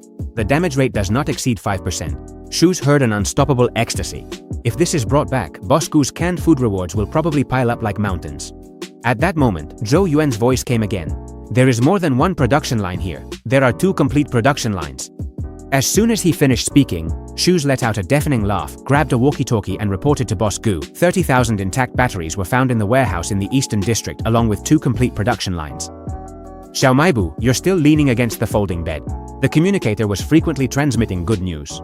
Feng Chao has taken control of all the strategic points. No large-scale enemy activity has been found. The dormitory building in the Northern District has been cleared, but your expression hasn't changed at all. You simply use telekinesis to take a can of Coke from the shelf.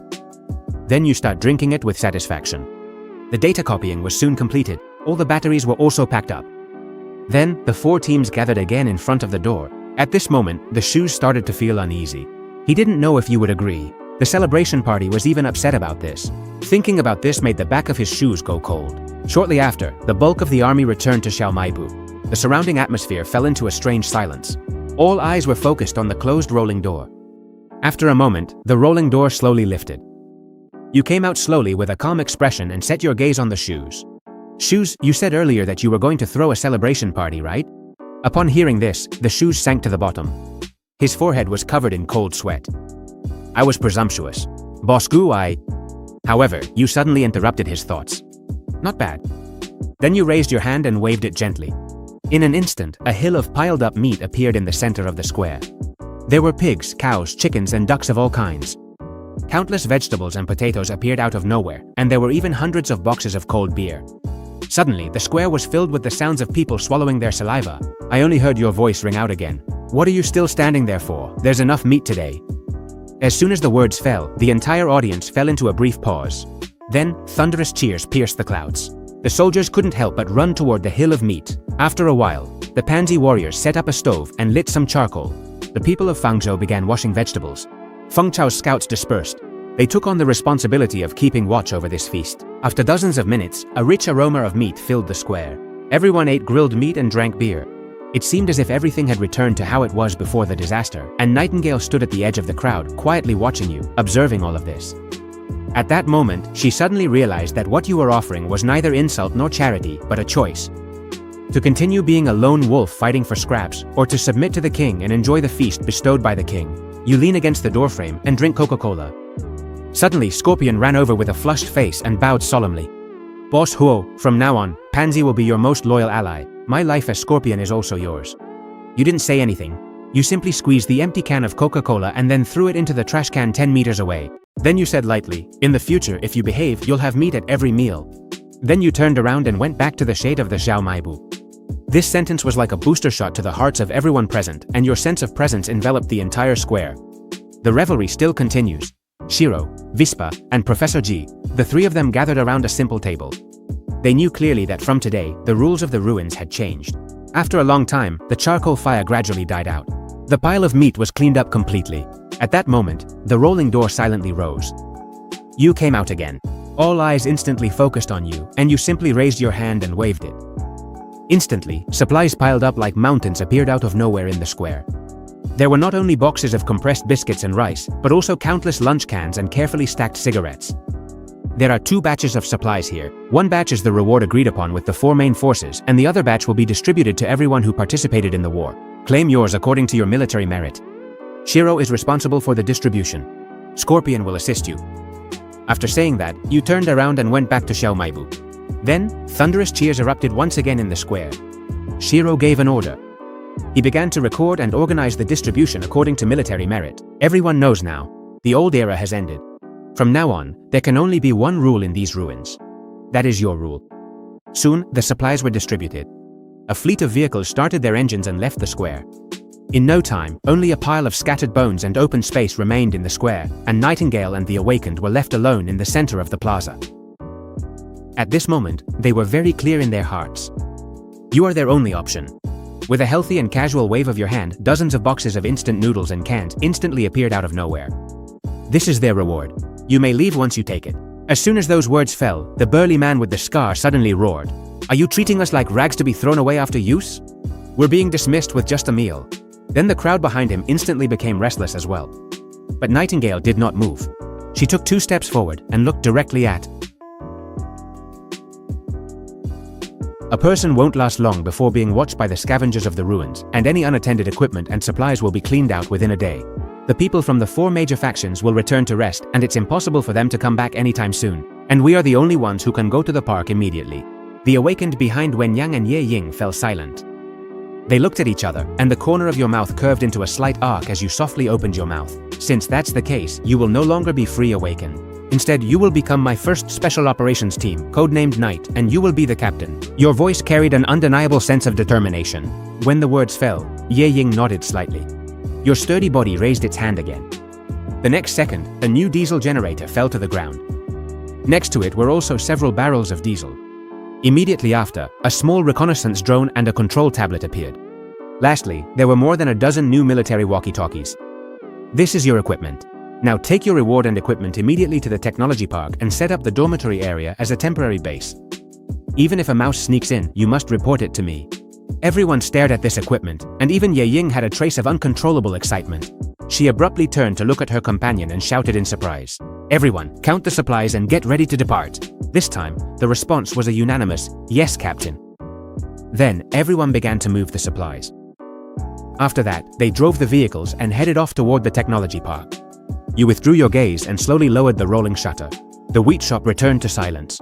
You fixed your gaze on the complete and complex industrial design blueprints on the computer screen, the technical data of the production line, and the technological process of the Ryton No. 7 battery, and the corners of your mouth couldn't help but form a smile. Afterwards, you returned to the real world, using the gold from the warehouse as your initial capital, and taking the high-energy batteries as your starting point.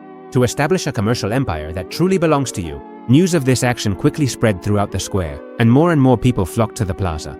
In no time, a dense crowd had gathered. At that moment, your figure appeared at the door, but you didn't bring out any food. You simply said coldly, I repeat my rules once more, use the valuable things you find to exchange for the qualification to survive. When you finished speaking, you only sent 1 man as a temporary administrator. Up to now, a simple and efficient trading market. The survivors lined up to trade supplies while you sat in the wheat shop, picking through the old world's junk in the dimensional warehouse. Time passed, minute by minute, and the dimensional journey was completed. At this moment, you looked up and gazed at the square. The line grew longer and longer, stretching out to hundreds of meters away. Seeing this, you told the temporary manager, the exchange will end promptly at 5 o'clock, no delays will be allowed. Upon hearing this, the manager's body trembled violently. Then he shouted with all his might to the crowd, Boss Go has spoken, the exchange will end promptly at 5 o'clock. Those who haven't had a chance, please come early tomorrow. You nodded in satisfaction. This temporary manager is quite capable and talented.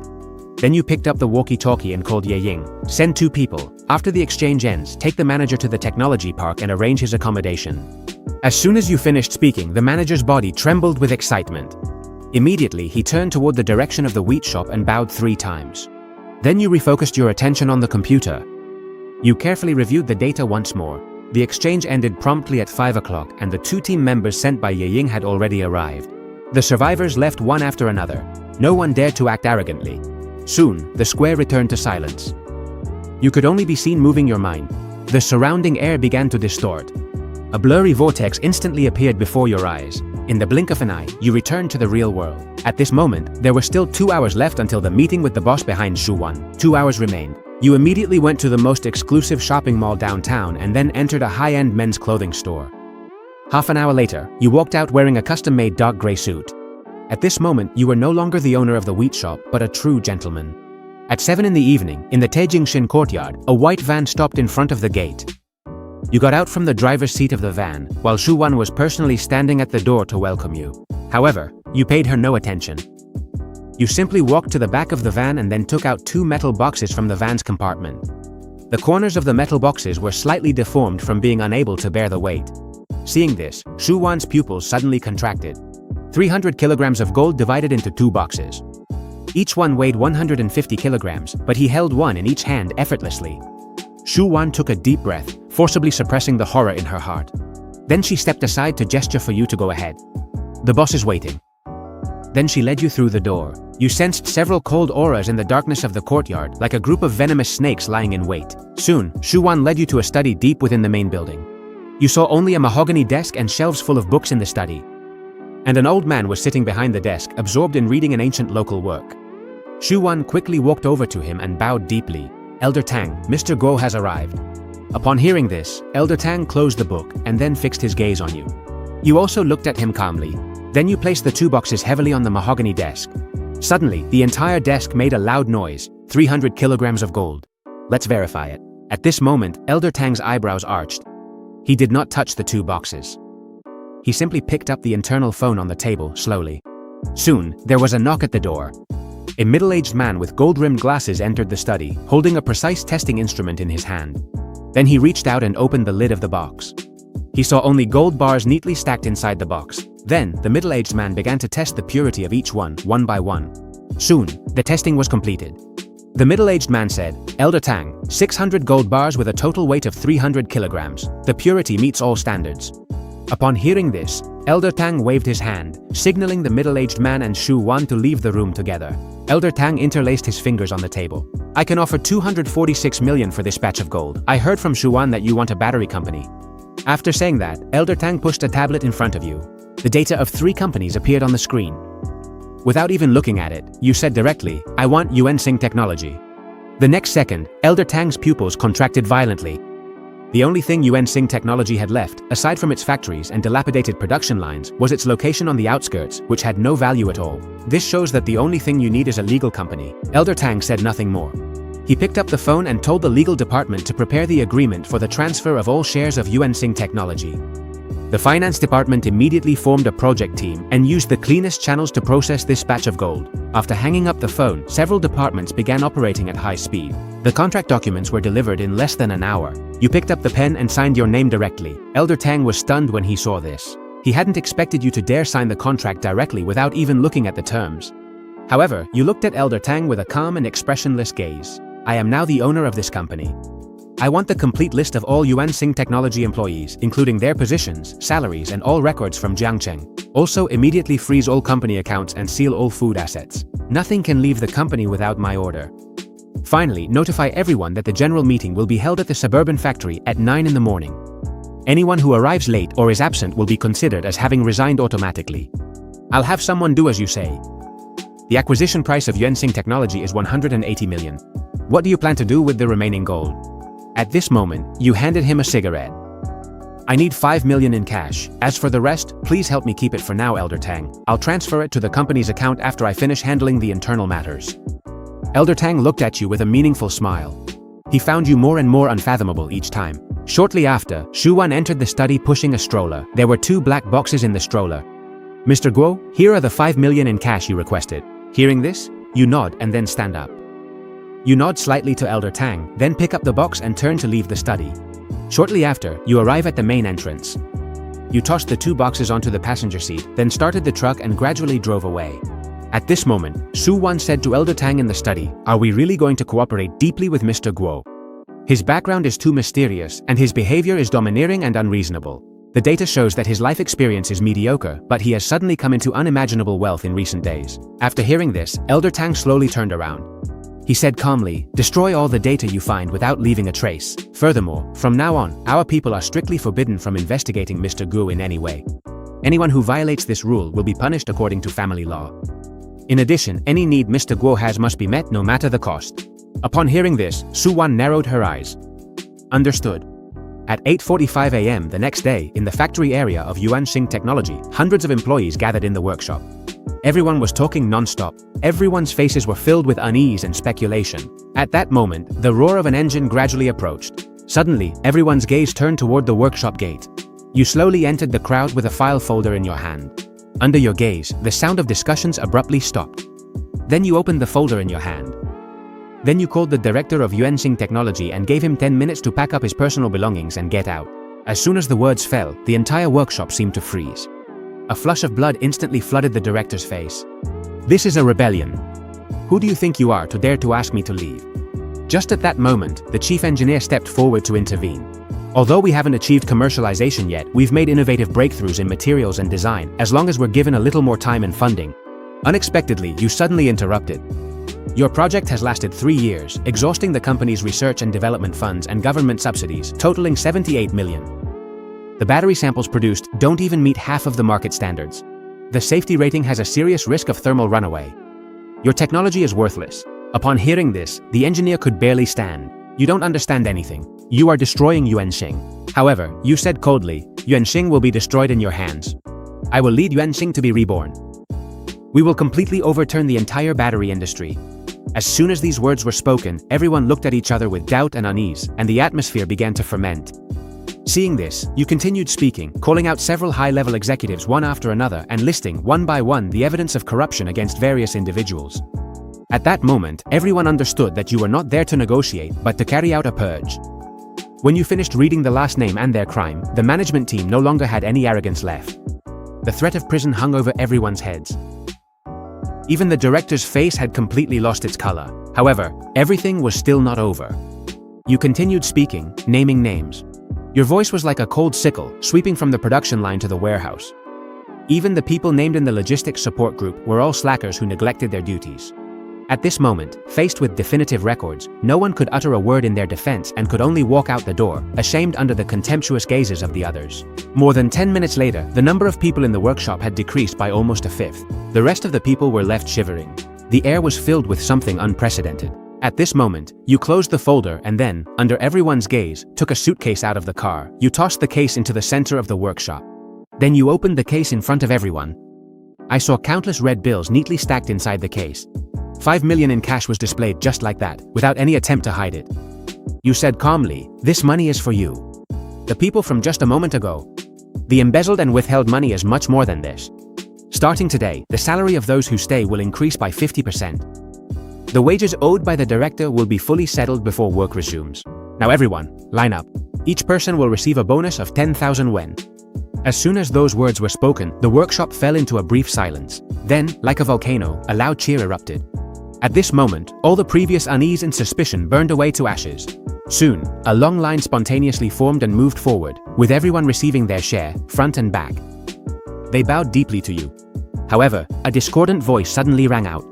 The assistant engineer from the R&D department, Shan Lei, calmly said, "Director Guo, my name is Shan Lei. I used to work with Chief Engineer Chen conducting material tests. Now, almost all of the company's senior management has been removed.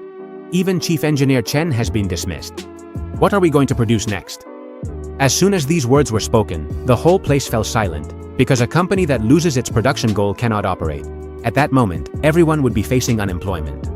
Thinking about this, everyone's eyes turned to you. At this moment, you don't give a long speech. You simply take out the battery from the Lightning 7. This is the answer. From today on, Yuancheng Technology will only produce this type of product. Its name is Yuancheng No. 1. The next second, Shanlei and several technicians came over, their eyes full of curiosity and scrutiny. "Is this the Yuancheng machine? May I ask what its core parameters are?"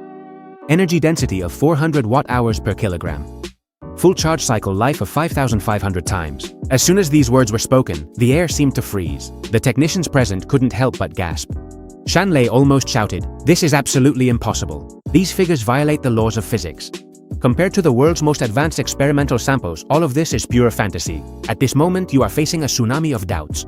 That's exactly what I want. Are there testing devices in the workshop? Use your most professional equipment and the strictest standards to verify whether what I'm saying is true." Sun Lei was completely stunned on the spot. She didn't expect you to be so confident. And immediately, Sun Lei shouted, "Everyone from the technical department and the quality inspection department, follow me." Then she stepped forward, carefully took the battery from your hand, and took the initiative to run to the laboratory on the second floor. Half an hour later, the quality inspection was completed.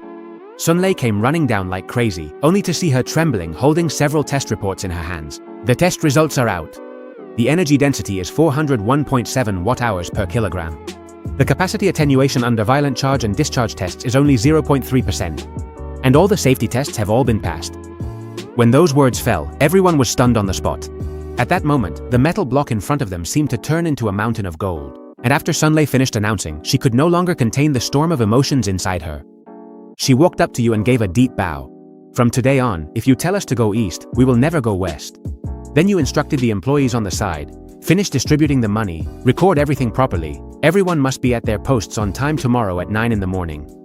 After saying that, you turned around and left under the fervent gazes of hundreds. You left in a van. Inside the car, you took your phone and called Sun Lei. I need you to do a few things. Accept the technical data I sent you. Use them as quickly as possible in the name of Yuancheng Technology to apply for patent protection. All technical details are to be classified as top secret. In addition, hire a top-level professional manager to run the company and then recruit a group of the country's best experts from the battery industry. Finally, help me organize a press conference. Schedule it for 3 days from now.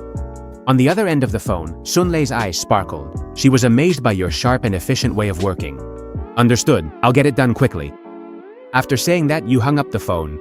In the studio, Shu Wan repeated your instructions to Elder Tang without leaving anything out. After Elder Tang listened, an obvious reaction appeared on his face.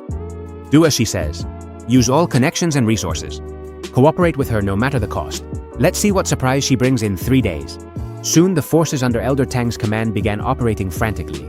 Within half an hour, the most important patent office received encrypted technical data. 3 top-tier headhunting firms received the same commission. At the same time, informational articles dominated the technology section headlines, bringing Yuancheng Technology into the spotlight. On the other hand, you continue restocking supplies as usual and then head to the apocalyptic world.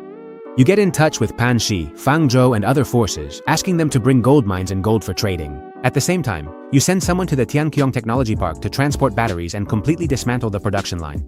Then you call Ye Ying. First, you distribute some new supplies to her and then let her meet with people from the 4 main forces. You are very clear that relying only on Ye Ying and the others is not enough to protect the entire Tianqiong Technology Park. So you instruct Ye Ying to start recruiting Awakened, planning to increase their number to 100. The cooldown time for this trip, as you expected, becomes 9 hours, steadily approaching infinite travel. And you stayed for more than 10 hours because the survivors from the ruins brought a large amount of goods to trade. After the trade was completed, you obtained a total of more than 200 kilograms of gold and 30 grams of gold ore.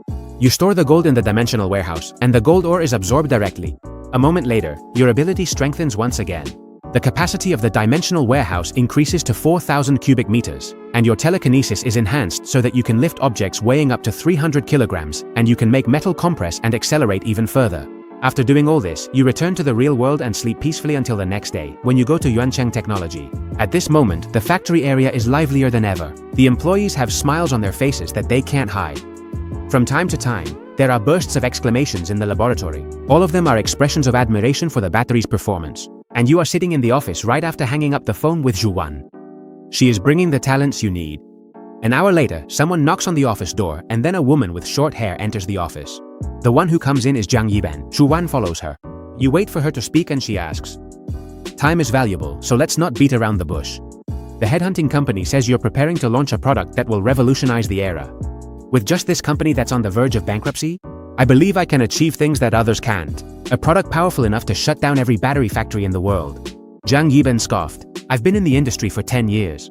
I've seen too many young people like you, harboring dreams of overturning the world. All of them, without exception, have become the laughingstock of the industry. I've only come to confirm one thing. How are you any different from them?" After finishing speaking, you suddenly laugh. Then you stand up and head toward the door. "Come with me." Jiang Yi was stunned for a moment, then immediately hurried after you. Shu Wan also quickly trotted to catch up with you. You quickly arrive at the quality control laboratory on the 2nd floor. You order Sun Lei to bring the quality control report. Jiang Yi took the report and scanned through it repeatedly. A few seconds later, her eyes were full of mockery. Falsifying data is an art. The data in this report is full of gaps. Upon hearing this, Sun Lei's face turned red and he explained enthusiastically, "We measured every single data point ourselves." Unexpectedly, Jiang Yi glanced at the equipment inside the laboratory. Then a look of disdain appeared at the corner of her mouth. "With these antiques from 20 years ago?" At this moment, your face still shows no emotional fluctuation. How do you want to measure it? Very simple. Jiang Yi said, taking a USB drive out of her bag. "Here is a set of battery testing protocols of the highest standards that I previously developed. The rigor is 5 times greater than the national standard. Your batteries must pass all the tests again according to this. The entire process will be operated by my team and must be tested by an internationally certified third-party testing institution." Agreed. Shu Wan, help me contact Elder Tan. I need to borrow the Jonki testing laboratory. Right now? Upon hearing this, Jiang Yi was stunned on the spot. I didn't expect you to agree so easily, and I need to borrow the most advanced laboratory. Shu Wan quickly took out her phone and dialed a number. In less than 10 minutes, Shu Wan walked quickly toward you. Mr. Guo has already arranged it. From now on, the laboratory will be open to us 24 hours a day. Li Wenyan picked up the Far Journey number 1 from the table and then left with a few people. Shortly after you arrive at the Zhongqi testing center, Zhang Yi led the team directly to the central laboratory. She connected the USB drive to the computer. Then she placed the Far Journey number 1 battery into the tester. After a while, at Zhang Yi's command, the test officially began. One test after another, which could be described as extreme, was carried out in succession. For a while, the entire laboratory was silent. Everyone held their breath, waiting for the test to be completed. Time passed, minute by minute. Zhang Yi and her team were increasingly astonished. The Far Journey number 1 performed perfectly in every test. When the final test was completed, a steel needle pierced the battery, and the data on the screen remained as stable as at the beginning. The entire laboratory fell into a deathly silence. Zhang Yi looked at the perfect test report. After a long time, she uttered 3 words. New era. Zhang Yi slowly turned to look at you. I'm in, but I still have one question. Can products like this be mass-produced? What is the cost? This is her last reason as a professional manager. You didn't answer. You simply took another USB drive out of your pocket and handed it to her. Here is the complete set of production processes for Far Journey number 1, as well as the production line transformation plan. Your task is to use the fastest speed to transform the production line so it can mass produce it. As for the production cost, it is only 10% higher than that of existing conventional batteries. Upon hearing this, Zhang Yi's mind went blank. She took the USB drive with a trembling hand. She knew what was inside. It wasn't just electronic data, but also a secret powerful enough to overturn the global industrial landscape. At this moment, Zhang Yi's eyes instantly became sharp and energetic. I understand. From now on, Sun Lei will serve as Chief Technology Officer. Everyone, follow me back to the company immediately. In 2 days, I want you all to have this blueprint memorized. However, at this moment, Zhang Yi seemed to think of something. She looked at you with a slight frown. President Guo, the materials needed for the production line transformation will take a month to arrive. What are we going to show the media at our press conference the day after tomorrow? I'll take care of the core components. You all gather and send me the corresponding parts. At the latest, I'll bring the items tomorrow. What you need to do is get the production line up and running before the press conference and produce the first finished piece. After saying that, you walked straight out of the laboratory. The others also moved quickly upon hearing those words. Half an hour later, inside the Yuanxing Technology office, Sun Lei handed you a list of materials. You took the list and glanced over it casually, then you put it in your pocket. Wait for my news. You just left that one sentence and walked away. Shortly after, you returned to Xiaomaibu and immediately launched the time travel to the end of the world era. You took out the walkie-talkie and started calling people. In less than 20 minutes, 3 off-road vehicles stopped at the entrance of Xiaomaibu. Bai Lei got out of the car with Zhou Yuan and Wang Chongmin. Boss Guo asked me to bring them to you. You nod at Bai Lei, then hand him the list. Go to the technology park and bring these things back. Everything on the list must be accounted for, even if you have to dismantle the production line for me. Upon hearing this, the corners of Zhou Yuan and Wang Chongmin's mouths couldn't help but twitch, but neither of them dared to object. We guarantee to complete the task. Shortly after, the convoy set off and quickly headed toward the technology park. You picked up the walkie-talkie and switched it to the public channel. This is Xiaoguo. It's time to trade.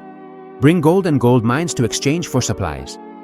As soon as you finished speaking, the walkie-talkie responded one after another. Hansi Baz received. Fengcha received. Lighthouse received. Fangzhou received. At this moment, you switched back to the encrypted channel.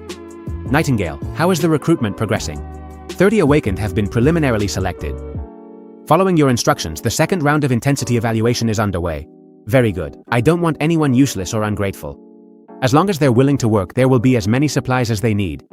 Understood. Nightingale's final list will be delivered to you in 3 days. Upon hearing this, you leave the prize machine and start waiting. Less than an hour passes. From the 4 directions of the ruins, the roar of engines sounds simultaneously, and the vehicles of the 4 main factions stop in front of the small tent. Scorpio takes the lead, leaving behind 2 heavy metal boxes. Boss Gu, these are all the survivors we found during this time. Closely followed by Huang Feng, then Fangzhou and the Lighthouse forces. Quickly, the metal boxes are opened and gold ingots and river gold are counted. You casually store them in the dimensional warehouse, while the 4 main factions line up to collect the various materials they have reserved. The materials are taken away by the 4 main factions. There is liquor, rice, meat, and even various medicines, including prize machines and drones. With your supply of materials, the quality of life for the 4 main factions and the awakened gradually improves, and transactions proceed smoothly. You have collected a total of nearly 300 kilograms of gold and 42 grams of river gold. Soon the square becomes quiet again. You immediately absorb all the river gold with a stream of icy energy flowing into your body. You can clearly feel your mental field strengthening dramatically, multiplying. At this moment, the upper limit of your telekinesis easily surpasses 400 kilograms. The internal space of the dimensional warehouse also expands to 5,000 cubic meters. Just then, the sound of an engine is heard outside. Bailu and Zhou Yuan park their cars in front of the small shop. The back of the car is filled with various precision parts. Bailu approaches the door and says, "Boss Gu, all the core parts and core materials from the list are here." Li Wenyan stands up. Very good. At this moment, the factory area of Yuanxing Technology is brightly lit. The workshop is in chaos. The sound of metal cutting is heard constantly. Zhang Yi is standing on the platform on the second floor, watching the bustling scene below. His eyes are bloodshot, but he still gives clear and decisive instructions. The entire technical team, under his intense pressure, is working at full capacity like a tightly wound spring. Just at this moment, the deep roar of an engine is heard. You drive a truck and stop in front of the workshop door. At this moment, countless eyes converge on you. You get down from the driver's seat and then walk to the back of the truck, opening the rear door. The next second, the truckload of parts packed to the brim is revealed. Sun Lei comes running, almost crawling. The surrounding technicians also rush over. Everyone moves the parts at the fastest speed. Zhang Yi walks up to you without saying a word. She just looks at you deeply, then abruptly turns to the technical team and shouts, "Sun Lei, bring your people. Start installing the central drive shaft." The second group will pre-calibrate the high-precision sensor assembly. The third group will place all the core parts. Place them at the welding station in order. Before dawn, I want to see this production line up and running. The next second, a response like a choral tsunami spreads through the room. The whole workshop is buzzing. Immediately after, the employees quickly devote themselves to their work. The production line, which was previously just an empty frame, is filled with precision parts at a speed visible to the naked eye. Time flies by in the roar of the machines.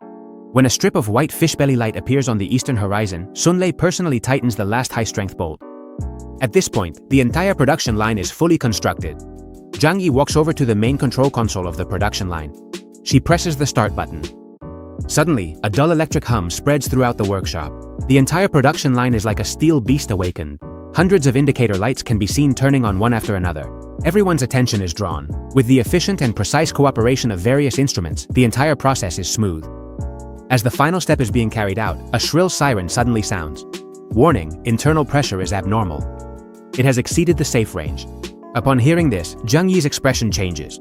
She runs towards the console. What's going on? Sun Lei also moves forward and operates constantly with both hands. She says shakily, "It's the peak of the instantaneous reaction of the passivation film formation. Yuanxing material number 1 is too dominant. The energy released instantly is too high. I'm afraid he won't be able to handle it." Li Wenyan. Everyone's hearts sink to the bottom. Everyone thinks that failure is inevitable. Unexpectedly, at this moment, the pressure curve drops and quickly stabilizes within the safe range. The blaring siren also stops abruptly. At this moment, Sun Lei stares intently at the screen. Yuanxing number 1 forcefully withstands the energy impact with its own structure. The deformation rate of the alloy shell is 0. Immediately after, she sharply turns her head and looks toward the production line. Success. As soon as the words fall, a Yuanxing number 1 battery slowly appears at the end of the production line. The next second, a wave of cheers like a choral tsunami erupts. We did it. We really did it. Several old masters who have been up all night shout excitedly. Even Zhang Yi can't help but tremble. She steps forward and holds the battery in her hand, then lifts it high in front of everyone. We did it. You lean against the car door in the distance. A faint smile appears on your face. After a moment, the cheers die down. Zhang Yi's gaze sharpens again. There are less than 27 hours left until the press conference. I will prepare a complete process for the press conference and a speech. Everyone immediately disperses to rest. We will all meet at 4 in the afternoon for the final mobilization before the press conference. After saying that, Zhang Yi hands you the battery. You take the battery and hand it directly to Shu Wan, urging her to keep it safe. Soon, the entire factory area falls silent again, while Zhang Yi begins to explain the steps for the press conference. I suggest dividing the press conference into 3 parts. First, use the report from the Jonki Testing Center to present the data. Second, conduct practical on-site tests with the products. Third, announce the future production capacity plan and the initial intention for cooperation. Just at that moment, Shu Wan's phone suddenly rang. She picked it up and her face was instantly filled with surprise. "Director Zhang, Director Guo, take a look at this." After saying that, Shu Wan handed over her phone. The screen displayed a financial news report. Zhou Zheng, CEO of Tianeng Energy, was interviewed and criticized Yuanxing Technology as an industry leader. He claimed that Yuanxing Technology's production line has been scrapped. Even the most basic battery production is done by themselves. With this, he called for a boycott of this behavior that harms the market. The article also attached a photo of the destroyed production line. Upon seeing this, the atmosphere in the factory instantly dropped to freezing point. Jiang Yi suddenly laughed, stood up, and walked toward the production line. Director Guo, I request to change the press conference plan. At tomorrow's press conference, we will not be doing any product presentations. We will fill the camera with the entire workshop and broadcast live to the whole world the real-time production of a new Yuanxing No.1. We will immediately conduct tests in hell mode. Finally, in front of everyone, we will dismantle it so that the whole world can see with their own eyes that Yuanxing No.1 is not just an empty shell. Can you handle the media and the live streaming platforms? I can handle it. Jiang Yi's voice was incomparably firm. You nodded. Then, you took your phone out of your pocket and dialed a number. Send an invitation letter to the headquarters of Tianeng Energy and tell them that I have reserved the seat in the center of the front row at the press conference for them. Shortly after, in the president's office at Tianeng Energy, Zhou Zheng had just finished his meeting with the investment institution. He had turned Yuanxing Technology into a synonym for capital fraud. That interview made the headlines in the major financial media. In his opinion, this war was already over. However, just at that moment, his chief assistant entered the office. Director Zhou, you have been invited to attend tomorrow's press conference. Zhou Zheng took the invitation letter and opened it. Upon seeing the provocative text, a deep anger welled up in Zhou Zheng's heart. Very well, an ignorant clown. Tell them I accept this invitation. I want to see with my own eyes how they end up. The assistant nodded after hearing this and then quickly left the office. That afternoon, public opinion on the internet completely exploded. First, the official account of Tianeng Energy loudly announced that President Zhou Zheng would insist on attending Yuanxing Technology's press conference with the aim of exposing industry scams and maintaining market order. Immediately after, the official account of Yuanxing Technology posted a poster. The poster contained only a few eye-catching lines. We will do just one public demonstration, from the parts to the batteries, from production to disassembly. Tomorrow at 10 in the morning, the global live broadcast awaits you to watch. This poster, like a heavy bomb, detonated public opinion and quickly turned the press conference into a national focal point. At this moment, in the Yuanxing Technology area, Sun Lei is leading several technicians to inspect the production line. Jiang Yi walked up to you. Director Guo, with your current appearance, I'm afraid you won't be able to handle tomorrow's situation. You lowered your head and looked at your clothes. You're right. Immediately, you and Jiang Yi went to the city's most upscale shopping mall. Soon, you drove a cargo truck and stopped in front of the shopping mall. Then, you and Jiang Yi entered a high-end tailor shop. As soon as Jiang Yi walked in, he said, "We need a suit for tomorrow. The material should be able to handle the situation, but it shouldn't be too flashy." The old master looked you over. It only took him a few seconds to complete the assessment. He turned around and took out some fabric samples. These are some models of high-count Italian wool. After hearing that, Jiang Yi picked up a piece and stroked it. That's the one.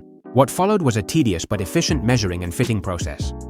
Just then, a sarcastic voice rang out. "So, it's the great boss Guo. Is the money you make from your convenience store enough to buy a piece of fabric here? Welcome Wang Hao." With Zhang Qian in his arms, he walked through the door. After Zhang Qian saw him, a look of disdain appeared on her face. "Wang Hao, don't say that. The clothes here aren't cheap. Maybe even the debt of more than 300,000 wen has been paid off now that you've left the past behind." So he didn't say a word from beginning to end, just continued trying on clothes calmly. However, this look of disdain made Zhang Qian feel embarrassed and angry. At this moment, Jiang Yi instantly understood their relationship. Then, he took half a step forward and his gaze settled on Wang Hao. "The president of Hongda Construction, a subsidiary of Tianeng Energy, is your father, right?" "That's right. I'm glad you have some insight." Wang Hao thought Jiang Yi wanted to please him, but unexpectedly, Jiang Yi's tone was flat. "The capital chain of your company in the Chengnan real estate project has broken. Your father diverted 300 million yuan from special bank loans to cover the gap. It's estimated that Hongda's current working capital is less than 20 million, but the 15th of next month is the final deadline for payment, isn't it?" Wang Hao's face was filled with horror, and he stood there stunned.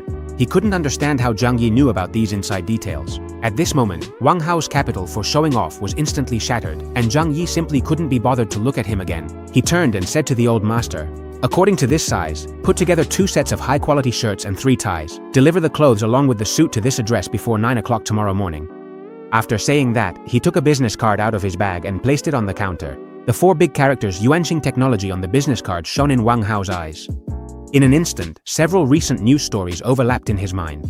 The next second, Wang Hao let out an almost maniacal laugh. The president of a fraudulent company, what qualifications does he have to investigate my company? Jiang Qian also recalled the trending topics he had seen online, so he sneered. I thought you had hooked up with a rich woman, but it turns out you just found a scammer. You two really are a match made in heaven. At this moment, Zhang Yi looked at him calmly. However, Wang Hao walked toward him.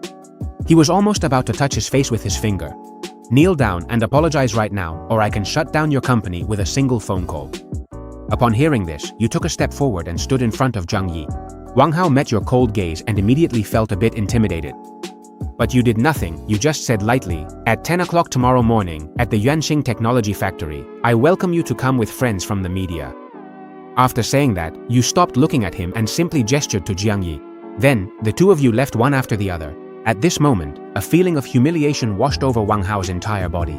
His words kept echoing in his ears, like the arms a strong man gives to a weak one, not even bothering to explain anything. Wang Hao's eyes gleamed with malice. Fine, I'll show everyone who you really are, Xiaoguo. What the hell is that? At 9 o'clock the next morning, the once desolate Chengdong industrial zone became the center of attention for the entire city, and even the whole country. The entrance to the Yuanxin Technology Factory was packed with people, and the interview vehicles from major media outlets nearly blocked the road. There were even many influencers live streaming with their mobile phones.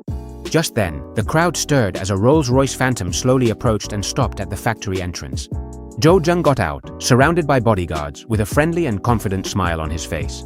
Immediately, camera flashes went off and journalists rushed forward to interview him. Do you have any evidence of Yuanxin Technology's fraud? What is your opinion on this kind of self-directed live streaming behavior? Upon hearing this, Zhou Zheng stopped and smiled at the camera. I'm not here today to attack anyone.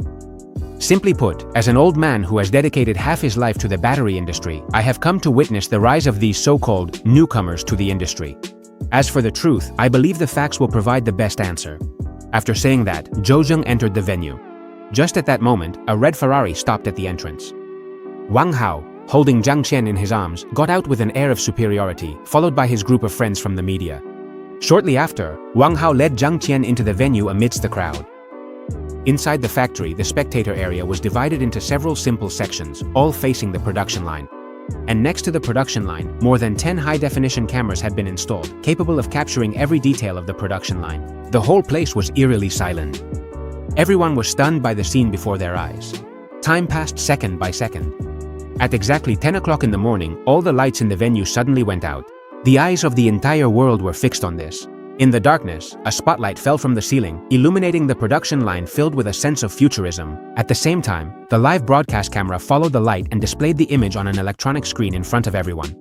At this moment, people at the scene were engaged in heated discussion, while Zhou Jing sat in the front row with a frown on his face. He immediately realized that something was wrong.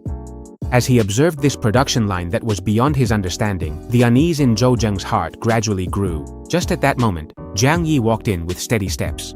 He went straight to the front of the production line and stopped. Good morning, distinguished guests and friends from the media. I am Jiang Yi, the president of Yuanxin Technology. Today, we will show you how a Yuanxin No. 1 battery is manufactured from the most basic raw materials. Next, we invite our president, Mr. Xiaoguo. Welcome. Let your figure appear before everyone. You are wearing a custom-made suit with a calm look as tranquil as water. Then you casually approach the production line control station and lean on it gently. Welcome to this press conference.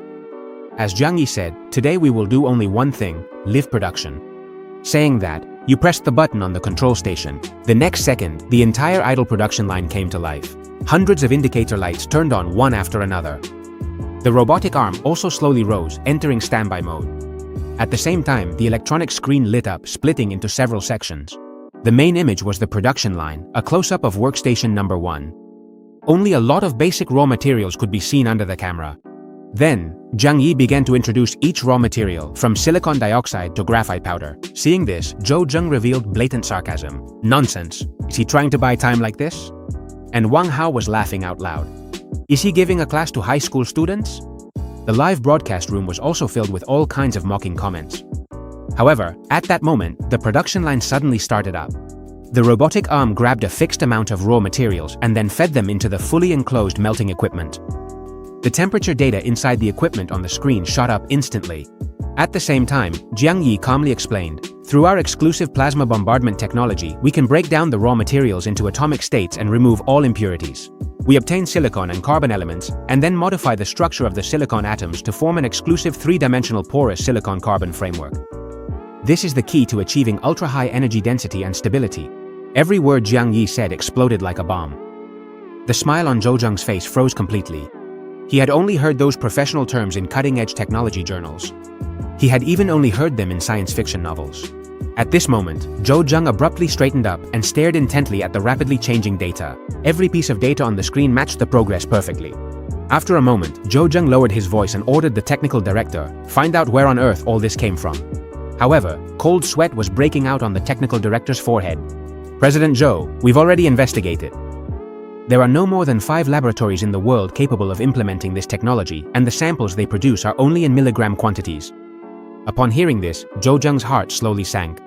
At that moment, production moved on to the next step. At the same time, Jiang Yi continued explaining.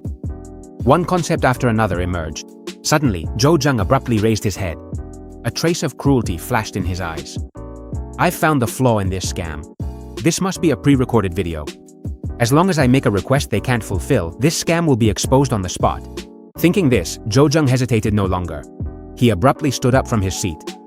He interrupted Jiang Yi's explanation. "President Jiang, please wait a moment. The technologies you are showing are truly astonishing. But how can I be sure this isn't just a well-produced video?" As soon as he said this, the crowd instantly erupted. Everyone began to question. At this moment, the cold smile on Zhou Zheng's lips grew even wider. "I demand that you immediately stop playing this video. Let any member of the media present choose at random. Let them use our camera to film the production line in real time and project the footage onto the big screen. If you can do it, I will apologize to you in front of the whole world." When these words fell, the entire factory fell silent. All eyes were focused on Yu and Jiang Yi. Upon hearing this, Wang Hao trembled with excitement. "They definitely won't dare. I've always said they're a bunch of frauds." Time ticked by second. Finally, Yu slowly straightened up, then began to walk toward the front of the stage. "Could you?" Your response echoed like golden thunder in everyone's minds. Even the smile on Zhou Zheng's face instantly froze, but he still forcibly suppressed the trembling in his heart. Manager Guo has courage. Since that's the case, then let it begin. He said he would send the company's chief photographer, Zhou Zhen, and Jiang Yi turned to the staff and made a gesture. Quickly, a staff member approached with a data cable. Then Jiang Yi said, "This is a backup port that can be connected directly to the big screen. Manager Zhou, go ahead." After hearing this, Zhou Zhen shook his head. He himself walked over to the photographer and connected the data cable. Then he ordered the photographer to point the lens at the ultrasonic fusion equipment. Zhou Zhen shouted loudly, "I want you to repeat this procedure right now. I want to film the entire interior of this equipment. This requirement is stricter than before." However, your reaction once again surpassed everyone else's. "No problem, but I'm afraid it won't be very clear when viewed from below the stage. Why don't you invite the photographer and yourself to come up on stage to closely verify each step of the operation?" As soon as those words were spoken, the entire place was completely shocked. Zhou Zhen's mind went completely blank in an instant. Going up on stage meant that he would become the challenger. With the whole world watching, if all of this turned out to be true, it would become the greatest mockery of this century. But if he doesn't go up, it's tantamount to tacitly admitting that he's nervous. Thinking of this, Zhou Zhen took a deep breath. Then he began to walk toward the stage, with the cameraman closely following him. Seeing this, you didn't say anything more. You simply turned around and went back to the console to press the button. The next second, the production line was activated and the material fusion process began, while the photographer quickly pressed the camera up against the equipment. At this moment, the big screen displayed the real-time image captured by the camera. Only 2 powders of the same color could be seen being injected. Immediately afterward, they began spinning at high speed like a nebula. They were stretched and torn apart by an invisible force turned into 2 dense mists. Then, under the guidance of a strange force field, the perfect and lustrous, the whole process is filled with a surreal beauty, like a science fiction movie. At the same time, the real-time data shows that every index has reached a perfect value. Soon the process was finished.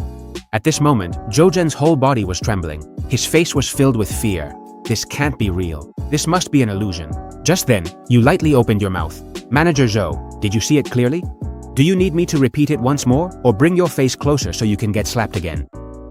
When Zhou Zhen heard these words, he felt his vision blur and almost fainted on the spot, while the team of Tianeng Energy's senior executives below the stage had already descended into chaos. They knew that from today on, Tianeng Energy would be completely finished. However, the camera on the big screen changed. Battery production continued.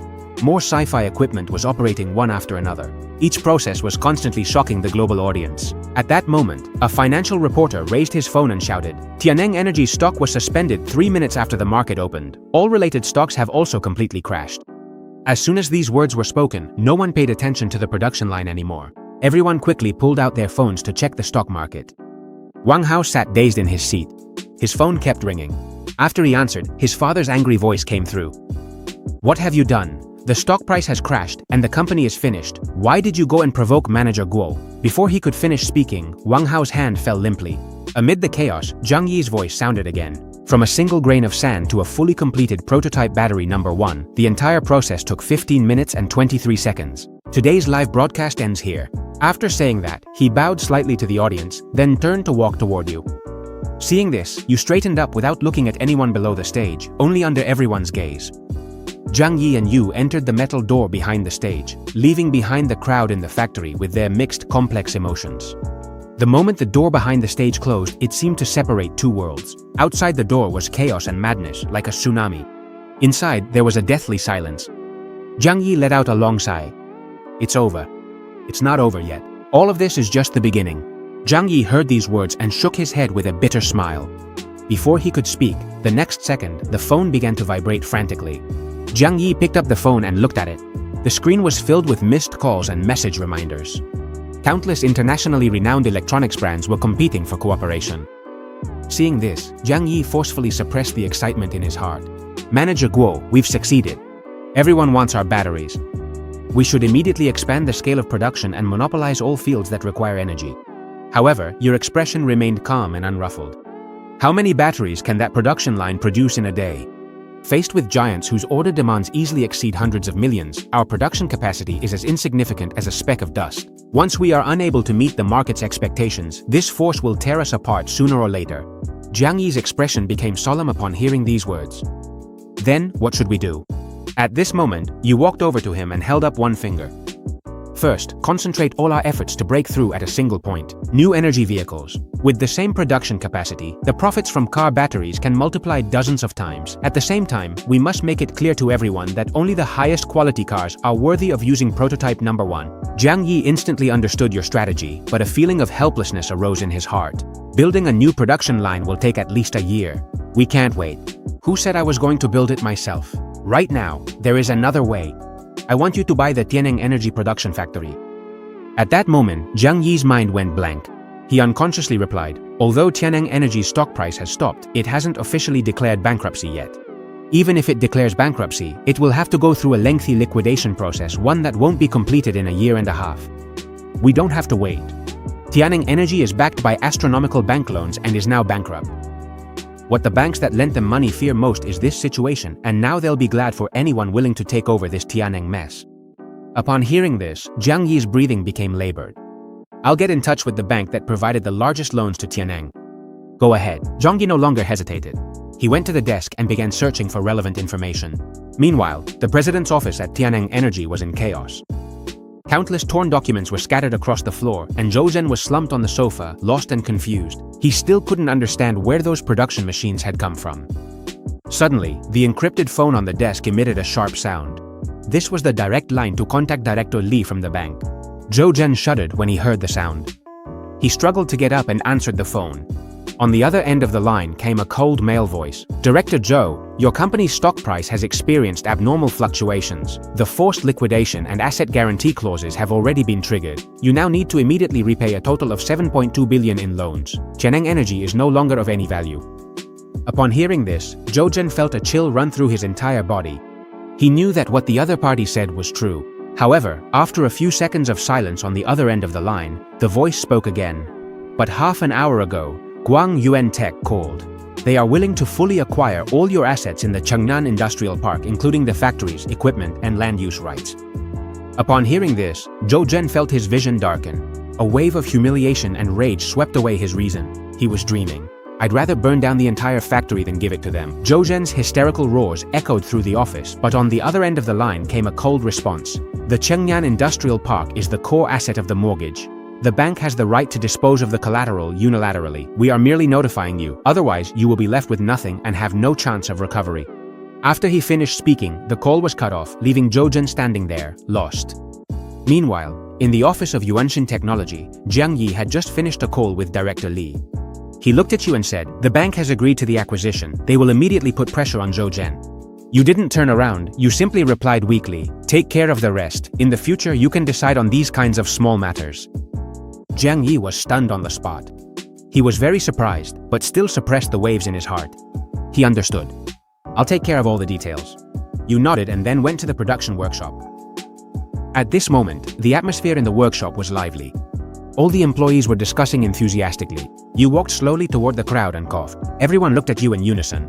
You looked around and said softly, "Everyone has worked hard these days. Today's press conference was a success. I will not let down anyone who trusts me. Starting this month, all employees' salaries will be increased by 100%.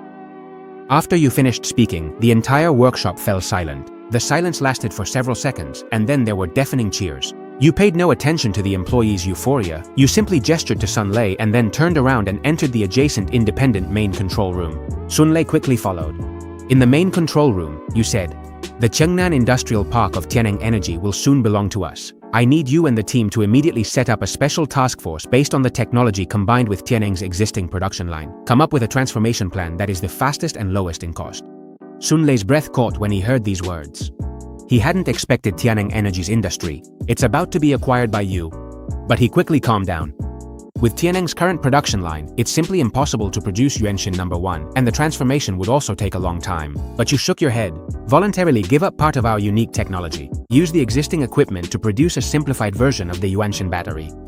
Such performance is enough to crush all the lithium batteries on the market, and the workload will also decrease geometrically. I understand, Director Guo. We can launch 2 series. The premium assets will be used exclusively for high-end automobiles and aviation, and the Tianeng-produced ones will be used to seize the terminal market. In 2 days, I will definitely complete the preliminary plan report." After saying that, Sun Lei turned around and left immediately.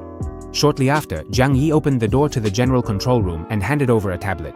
"The bank has approved our acquisition offer and has initiated the asset preservation procedure for Tianeng Energy. They have accepted almost all our conditions." I just glanced at it. "I said that you decide everything regarding these matters. I just told Sun Lei about a plan. Follow up on it. If there's nothing else, I'll head out first. Send me a message if anything comes up." After finishing speaking, you got up and left. Now you're going to buy supplies. Then you continue mining in the apocalypse. Half an hour later, you arrived at the global storage wholesale market. This is one of the largest supply distribution centers in the entire city.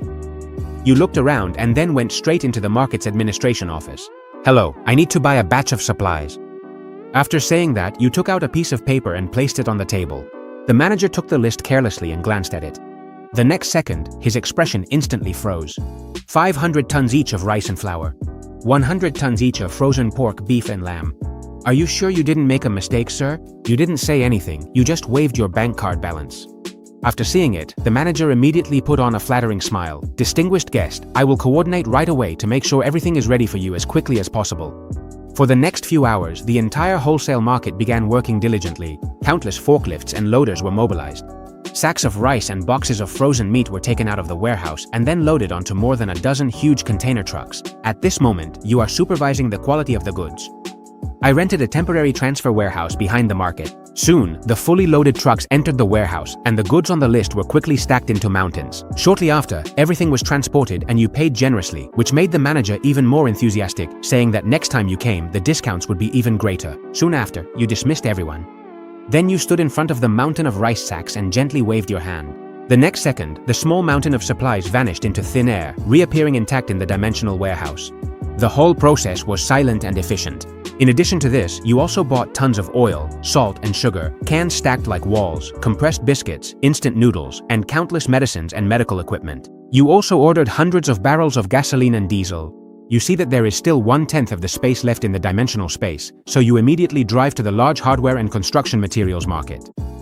You buy various industrial materials, including some CNC lathes and 3D printing equipment. Only when the dimensional warehouse is completely full do you drive the van back to Little Wheat. A familiar sensation of weightlessness descends. The world in front of you begins to distort and fold. The next second, you arrive in the apocalyptic world, silently adapting to the sensory impact of the journey. A moment later, you pick up the walkie-talkie. "Nighthawk, how is the situation at the technology park? Is everything all right?" Following your instructions, we have repaired the park's surveillance and alarm system and established 3 lines of defense around the dormitory area. Nothing escapes our eyes. In the past few days, more than 300 people have tried to sneak into the park. We have captured some of them. There are now 43 official members of Nightblade. You've done very well, exceeding my expectations. Now send someone to the plaza. I've brought something for you all. Understood, boss. Nighthawk's response is clear and energetic. After finishing the call, you switch to the public channel. The deal still stands, a brief phrase that resonates like a depth charge. A second later, responses echo through the walkie-talkie. Keystone, copy. Whirlwind, copy. Beacon, copy. Toyosu, copy. You haven't come for 2 days because of the conference, which has made the 4 factions uneasy. After experiencing the freshness of beef and the refreshment of beer, no one wants to go back to their old life. Rumor has it that you are dissatisfied with the deal, and some even say you have unfortunately passed away. Now you have returned again. Immediately, the 4 factions breathe a sigh of relief. In less than 20 minutes, the Nighthawk team arrives at the square. The leader is the burly man with the scar. At this moment, there is no longer any insolence on his face, but rather reverence and fanaticism. Hello, Boss Huo. When he sees you, he gently waves his hand. The next second, boxes of supplies appear. There are canned goods, seafood, lamb chops, drinks, beers, and peanuts. There are even some brand new portable generators. This is your reward and supply. Tell Nighthawk to do whatever needs to be done. There are enough supplies. Seeing this, the scarred man's eyes instantly turn red. Thank you, boss. I will definitely pass on the message. After Nighthawk's team leaves, the trading teams from the 4 factions arrive one after another. This time, they bring more gold and gold cores. The entire transaction process is straightforward. The 4 factions in front of you are like obedient schoolchildren. Soon, everyone leaves. The square falls silent once again. You quickly count the more than 500 kilograms of gold you've collected along with 63 grams of gold cores. Then, without hesitation, you absorb all the gold cores. In an instant, a tremendous energy erupts within your body. The upper limit of your psychokinesis is easily surpassed, reaching 500 kilograms. At the same time, the dimensional storage also expands to 6,000 and the spatial displacement ability is unlocked. Now you can consume mental energy to freely teleport within a range of 20 meters. Before your mental energy runs out, you can use teleportation at least 30 times. Next, you begin to experiment. You focus your psychokinesis on a coin and shoot it. In just an instant, the speed of the coin increases to supersonic. You feel the growing power within your body and burst out laughing. This is the fundamental lore of the post-apocalyptic world. Then you contact Ark through the walkie-talkie. Have Zhou Yuan and Wang Kongming come see me at the plaza. I'll arrange it right away. Bailu's response is without any hesitation. Soon Ark's team arrives at the plaza. Several fully armed soldiers escort Zhou Yuan and Wang Kongming. The 2 of them approach quickly. A moment later, you walk toward the entrance of the wheat department.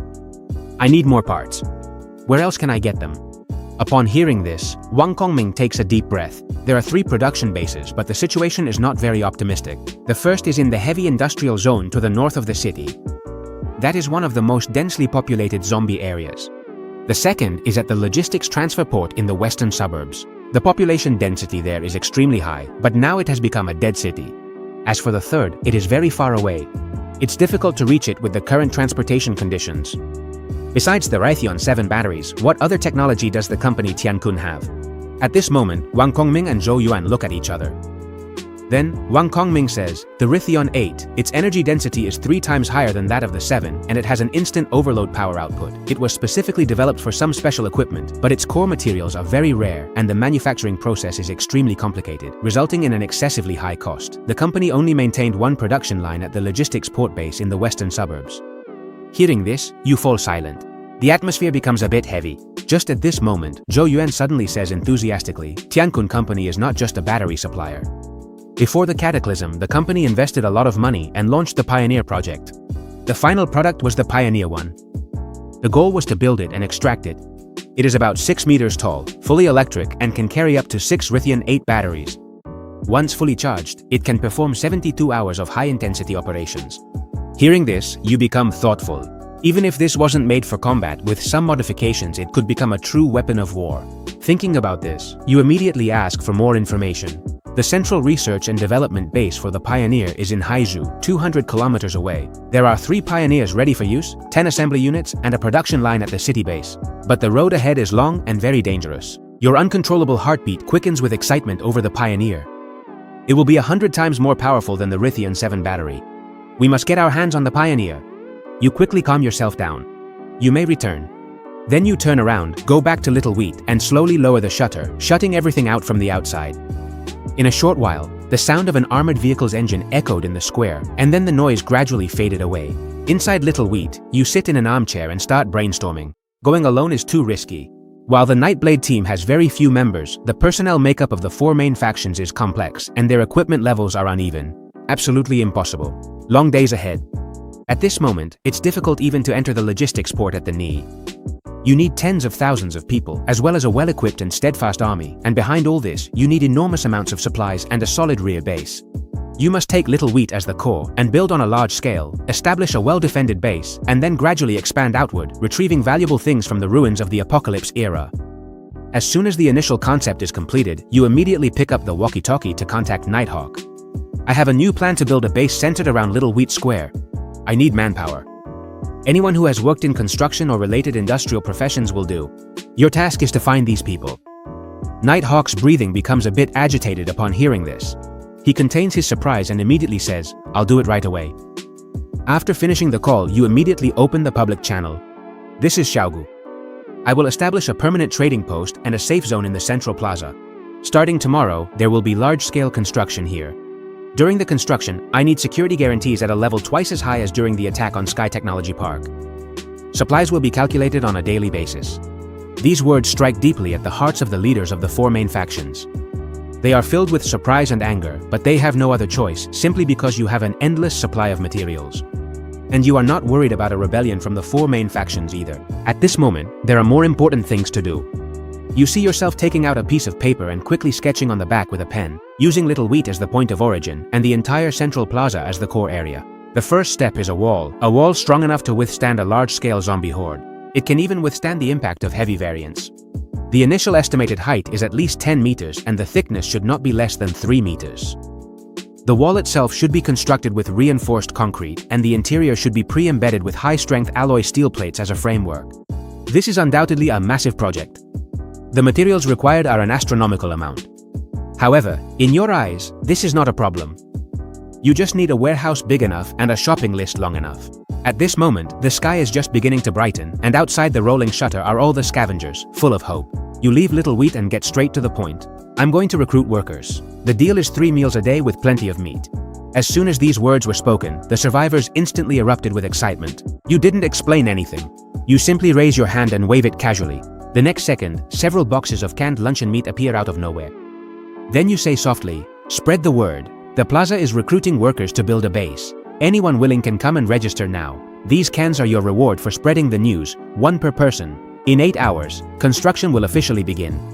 At that moment, a man stepped out from the crowd, grabbed a can, turned around, and walked into the depths of the ruins. "I'm going to tell my family this good news."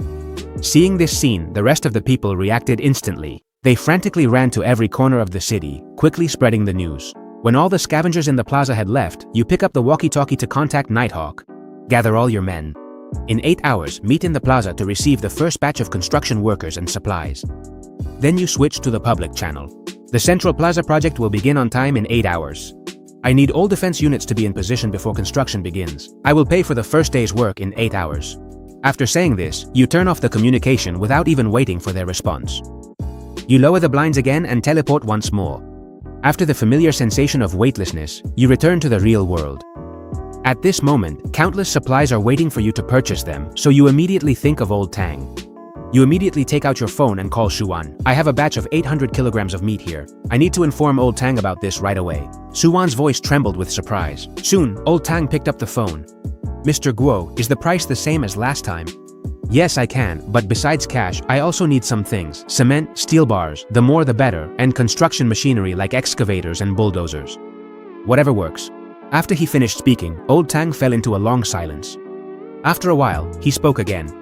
"The amount of these things you need is not small. It will take some time to gather them all at once." Upon hearing this, your tone carried a smile. "This might be a problem for others, but I don't think it's a problem for you, Old Tang. I need to see results in 6 hours. After saying that, you hang up the phone. At this moment, Old Tang is resting with his eyes closed in his study. Shuan looks at him with concern and says, "This is already beyond our capabilities. It's impossible to gather everything through normal channels in such a short time, and it's far too easy to attract the attention of others. However, Old Tang slowly opened his eyes. Didn't Mr. Guo attract attention when he brought out the long journey number 1? The people at the top are already aware of Mr. Guo. Our small actions are nothing compared to his. The things he wants must be gathered within 6 hours. The price may go up, but everything must be in place immediately. I'll do it right away. He knew that Old Tang had already made up his mind. It was a huge gamble, with the rise or fall of the Tang family over the coming decades as the prize. On the other hand, you went again to the global warehouse wholesale market. The manager, upon seeing you, immediately put on a flattering smile. Old Tang welcomed you. Upon hearing this, you didn't say a word. You simply took out a list and handed it over to him. The manager received the list with both hands. The next second, his eyes nearly popped out of their sockets in surprise. The quantity of supplies was more than 3 times greater than last time. In addition to that, 5,000 sets of tents and construction equipment, such as helmets. At this moment, the manager's hands holding the list were trembling. However, your tone showed no fluctuation. Prepare the goods according to the list. Money is not a problem. Understood. Understood. I'll do it right away. After saying that, the manager didn't dare ask any more questions and ran straight to the warehouse area with the list. The entire wholesale market resumed its frantic operations, and you remained standing in the same transfer warehouse as last time, standing at the door, watching as truck after truck of supplies was brought in. Shortly after, when the last box of supplies was received in the dimensional warehouse, Su Wan sent you a message. All the items are in place, parked in the abandoned Chengdong Industrial Park, ready for delivery at any time. At this moment, Jiang Yi also called. A director surnamed Zhang from the energy department requested to see you. He is very interested in our batteries and the planning for subsequent production capacity. Tomorrow at 10 in the morning. He will personally lead a team to visit our Yuanqing technology. Receive them as usual, I'll take care of the rest. The acquisition of the Tian'an production park requires the allocation of the first installment of funds, a total of 300 million. No problem, I'll handle it. After saying that, you hung up the phone. Shortly after, you arrived at the Jingshan's house. Su Wan received the notice and was already waiting at the door. You opened the car trunk and pointed to some boxes saying, "Everything is here. Ask someone to take them inside." Upon hearing this, Su Wan immediately began to make arrangements. Then she led you to the reception room. In the reception room, Old Tang had a kind smile on his face. "Mr. Guo, fortunately I have not failed your trust. I have gathered everything you needed." Seeing you, you also showed a smile. "You've troubled Old Tang. It's what should be done. The total price of the gold is 656 million. The things you need cost 180 million at cost price. I also asked Xiao Su to prepare the funds for the acquisition of Tianeng. The rest I will transfer to your account along with the previous funds. Also, to celebrate the successful completion of Mr. Guo's press conference, I am personally giving 5 million as a gift to Mr. Guo. Please, do not refuse Mr. Guo. This doesn't seem like business, Old Tang." But Old Tang laughed. "From the moment you brought out the Yuanqing number 1, I knew you were not an ordinary person.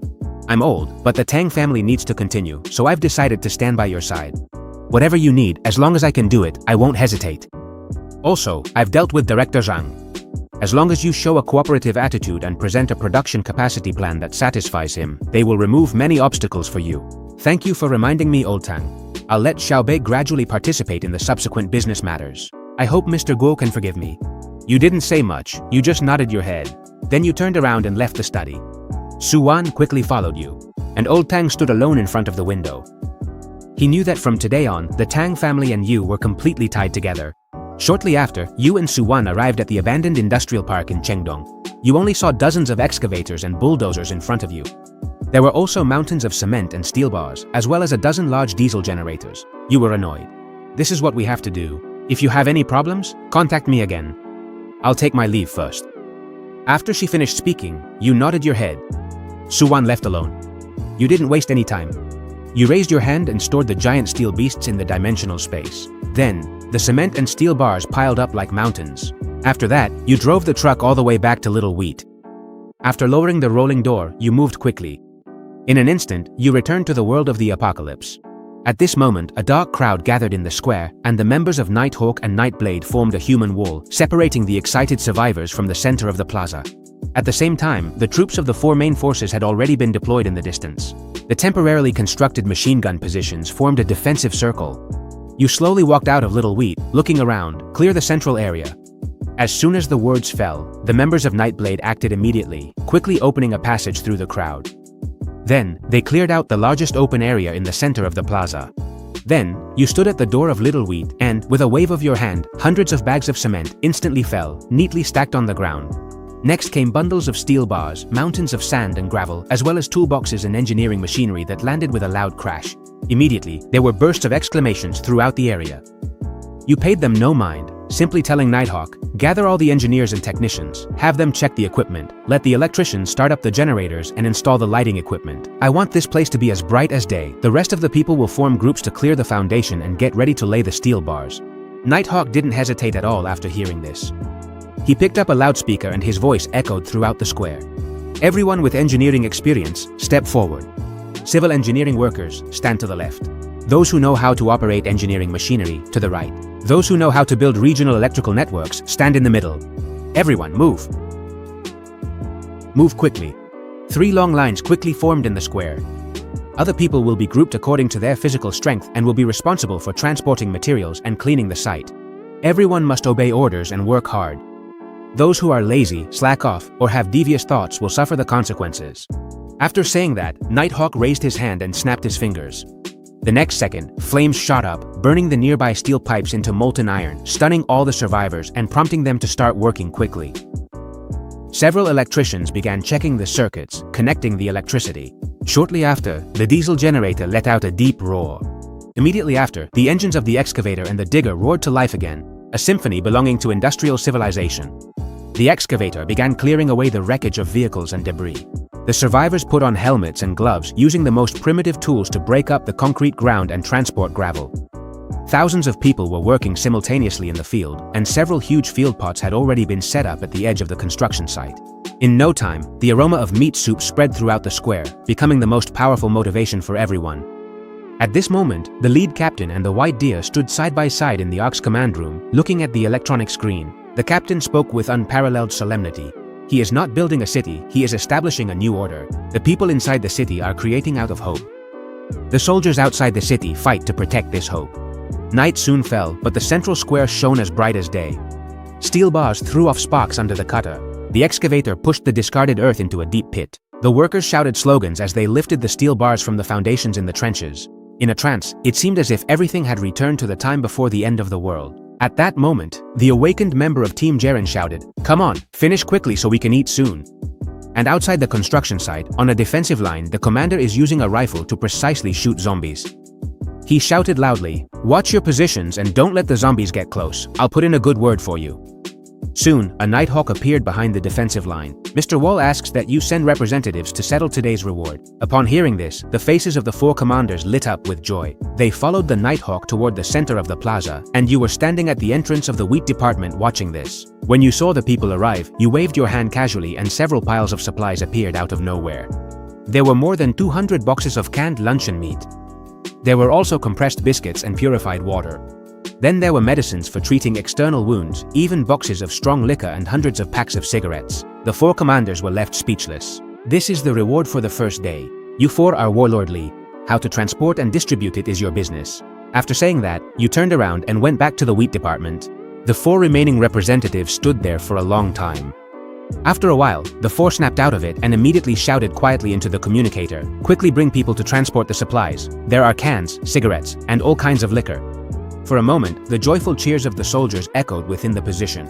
Soon, the trucks of the 4 main forces came roaring in. Under the representative's command, they began frantically loading the supplies. Just as the entire plaza was immersed in the joy of the harvest, a sudden shout echoed through the public channel. "A swarm of zombies is attacking Block 3 on the east side. Their number is countless." At that moment, the soldiers' smiles instantly froze.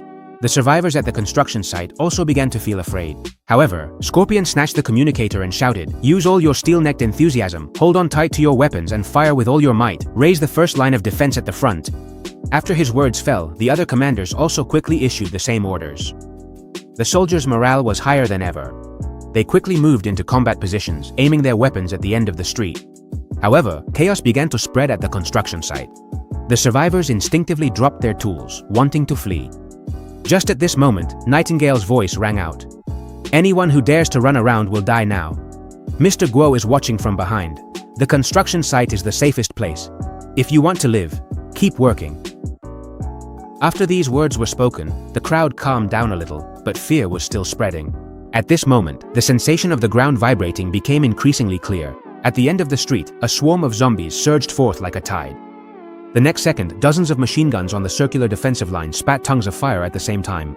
A dense rain of bullets punched holes in the tide of zombies. At the same time, explosions echoed through the night sky.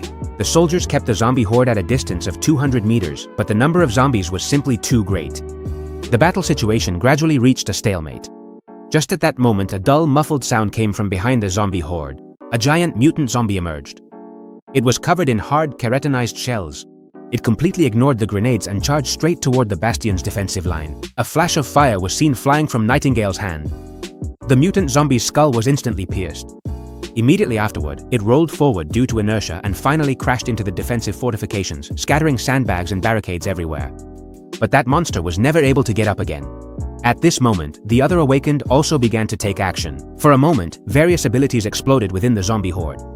However, the street was simply too wide after all. The zombie horde couldn't be concentrated and eliminated quickly. Screams and cries for help mixed together in the communication channel.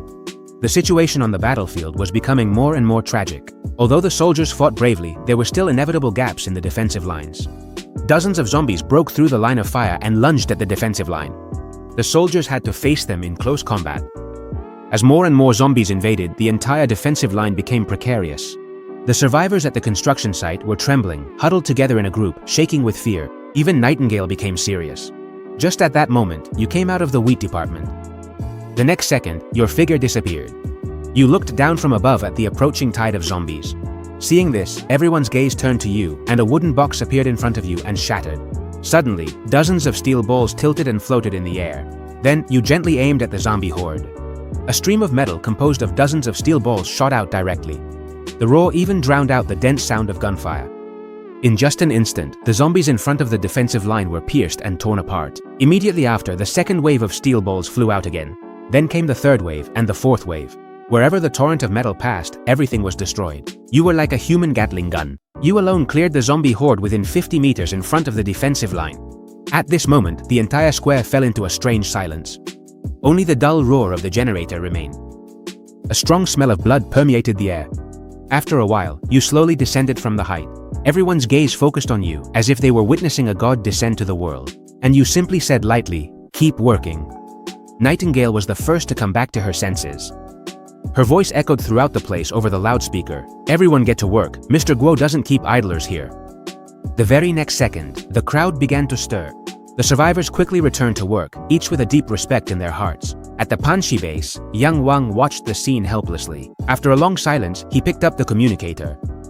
"Transmit my order. From now on, everyone in Panshi will unconditionally obey Mr. Guo's commands." At the same time, inside the tower base, the scholar in the white robe had already guessed that you possessed two types of. He sent the analysis report back to headquarters, but only received one sentence in reply: "Abandon all testing and fulfill all of Mr. Guo's needs." At this moment, you are sitting in Xiao Maibu's chair, replaying your actions from just now in your mind. You know very well that leaving Xiao Maibu voluntarily carries risks, but there is also a reason why you chose to act personally. Allowing a gap to appear in the defensive line will inevitably cause casualties. And you can take advantage of this opportunity to deter everyone. But most importantly, it is to give an answer to the four main leaders so that they know you cannot be confined to Xiao Maibu alone. The lively atmosphere at the construction site indicates that this debut was extremely successful. Power is the only truth at the end of the world.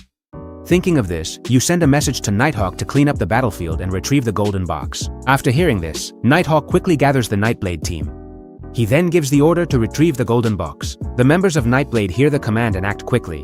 The four commanders also ordered their soldiers to help, so in less than half an hour the battlefield was cleared. Nighthawk brought more than 10 barrels of golden energy boxes to the gate of Xiao Maibu. But you gently waved your hand toward the golden boxes. In an instant, half of the golden boxes disappeared. The other half remained in the barrel. You looked at Scorpion and the other three commanders. "These are for the four of your forces to divide among yourselves." The four of them were left breathless when they heard this. "Mr. Guo, this time the battle was resolved mainly thanks to you. It's not appropriate for us to take so much." Upon hearing this, you waved your hand. "As long as you participate in the battle, there will be merit." "Then thank you very much, Mr. Guo." The other three also hurried to express their thanks. Then, the four of them divided up the golden boxes. You looked at the survivors, then raised your hand and shouted, "Time to eat." The very next second, cheers erupted instantly. The survivors dropped their tools one after another, frantically running toward the field kitchen. The members of Nightblade immediately stepped forward to maintain order. Form a line. Anyone who cuts in line, don't even think about eating today. As soon as these words were spoken, the survivors became obedient and then consciously formed long lines. Soon, the food was distributed. Countless people crouched on the ground as soon as they received their lunchbox, devouring it ravenously. Some people even cried as they ate a bite of meat. The aroma of meat wafted through the square. The soldiers also sat around the table. Every table was filled with main dishes and soup, and cigarettes and drinks were unlimited. The soldiers swallowed large mouthfuls as they chatted loudly without restraint. The previous tension and fatigue disappeared. An hour later, everyone was full and well fed. At this moment, the foreman stood up and patted his belly. If you're full, get up and get to work. You won't be sleeping tonight. Strive to complete all the foundations before dawn. As soon as the words fell, thousands of roars echoed. Alright, the survivors didn't have a trace of complaint. They picked up their tools and energetically returned to their posts. The roar of the machinery sounded once again. At the same time, the relief units from the 4 main forces looked at the disaster on the dining table and smelled the fragrance wafting through the air. They could only regret not having volunteered for the first round of defense. However, Nighthawk brought over a few boxes with his men. The boxes were filled with fresh cigarettes. Mr. Guo's benefits for the brothers on the night shift. 1 pack for each person to freshen up. After you finish smoking, come back for more. As soon as the words fell, there was a commotion at the post. They had just arrived and already had cigarettes. Mr. Guo is just too generous. After the soldiers received the fresh cigarettes, their regret and complaints suddenly vanished. What replaced them was excitement. For a while, countless columns of smoke rose up. Everyone's faces showed an expression of happiness. 3 o'clock in the morning arrived. The noise at the construction site had not diminished. On the contrary, it had grown louder. Several huge concrete mixers let out a roar. After a while, the grey concrete slurry flowed along the transport pipe and was poured precisely into the deep foundation holes. The foreman watched all of this enthusiastically from the side. Just at that moment, a member of Nightblade approached the old foreman. Mr. Guo is looking for you. Upon hearing this, the foreman was surprised, but still hurried over to Xiao Maibu. At this moment, you are sitting in the chair by the door. The foreman stopped respectfully at the door and said, Mr. Guo, what do you need from me? You nod your head without saying anything unnecessary. Then you hand him a blueprint. The foundation has been poured well, but the wall section needs some modifications. As soon as you finished speaking, the foreman quickly took the blueprint. The blueprint clearly showed rows of densely packed holes. Without waiting for the foreman to ask, you calmly said, leave firing openings and reserved internal passages within the wall, build battlements and watchtowers on top, leave reserved conduit pipes for cables. This will make it convenient to install cameras and floodlights. I want this wall not only to block zombies but also to kill them. As for labor and materials, you don't need to worry about that. Upon hearing this, the foreman's breathing grew deeper. He realized it immediately. This is a standard military fortification. At that moment, the foreman raised his head with a look of determination in his eyes. I will definitely complete the task. After saying that, he took the blueprint and ran back to the construction site. Next, the foreman will gather all the key technicians. He explained the key points over and over again, comparing them with the new blueprint. Soon the sky turned hazy. The survivors' eyes were red, but there was no sign of fatigue on their faces, only the excitement of completing the work. At this moment, all the foundations had already been poured. The civil engineers gathered around the blueprints, using the strange tools they had just made. These molds will be fixed between the steel structure of the walls, and then all that's left is to wait to pour the concrete walls. Standard firing openings and internal passages will be formed. The difficulty of the current construction is several levels higher than the original, but no one feels bitter about it. Everyone is well aware that this solid wall will be the hope for everyone's survival. In no time, a crane slowly lifts the first section of the wall. Then, it is precisely placed onto the foundation, connecting perfectly with the pre-embedded steel bars. At that moment, the entire construction site erupts in deafening cheers. The survivors wave the tools in their hands, and even their reddened eyes shine with tears as they eagerly watch the fruits of their efforts. The soldiers passing by the defense checkpoint also watched, completely absorbed. They saw the monumental changes in the construction and everyone admired the solidity of the wall. Just then, the aroma of food spread once again, and at the same time, Nightingale's voice rang out. Everyone, come have breakfast. Several tables filled with food can be seen, with steaming bowls of white rice porridge. There are also meat buns freshly taken out of the steamer. The workers, upon hearing this, immediately put down their tools and then consciously form a long line. This time, no one wolfs down their food. They eat calmly, as if they had returned to a peaceful life from the past. At this moment, you step out of the wheat shop and call Nightingale to the door. I'm going to leave. I estimate it will be for 12 hours. While I'm gone, you'll be in charge of everything here. The progress of construction cannot stop. You also coordinate the affairs of the 4 major forces. Keep recruiting.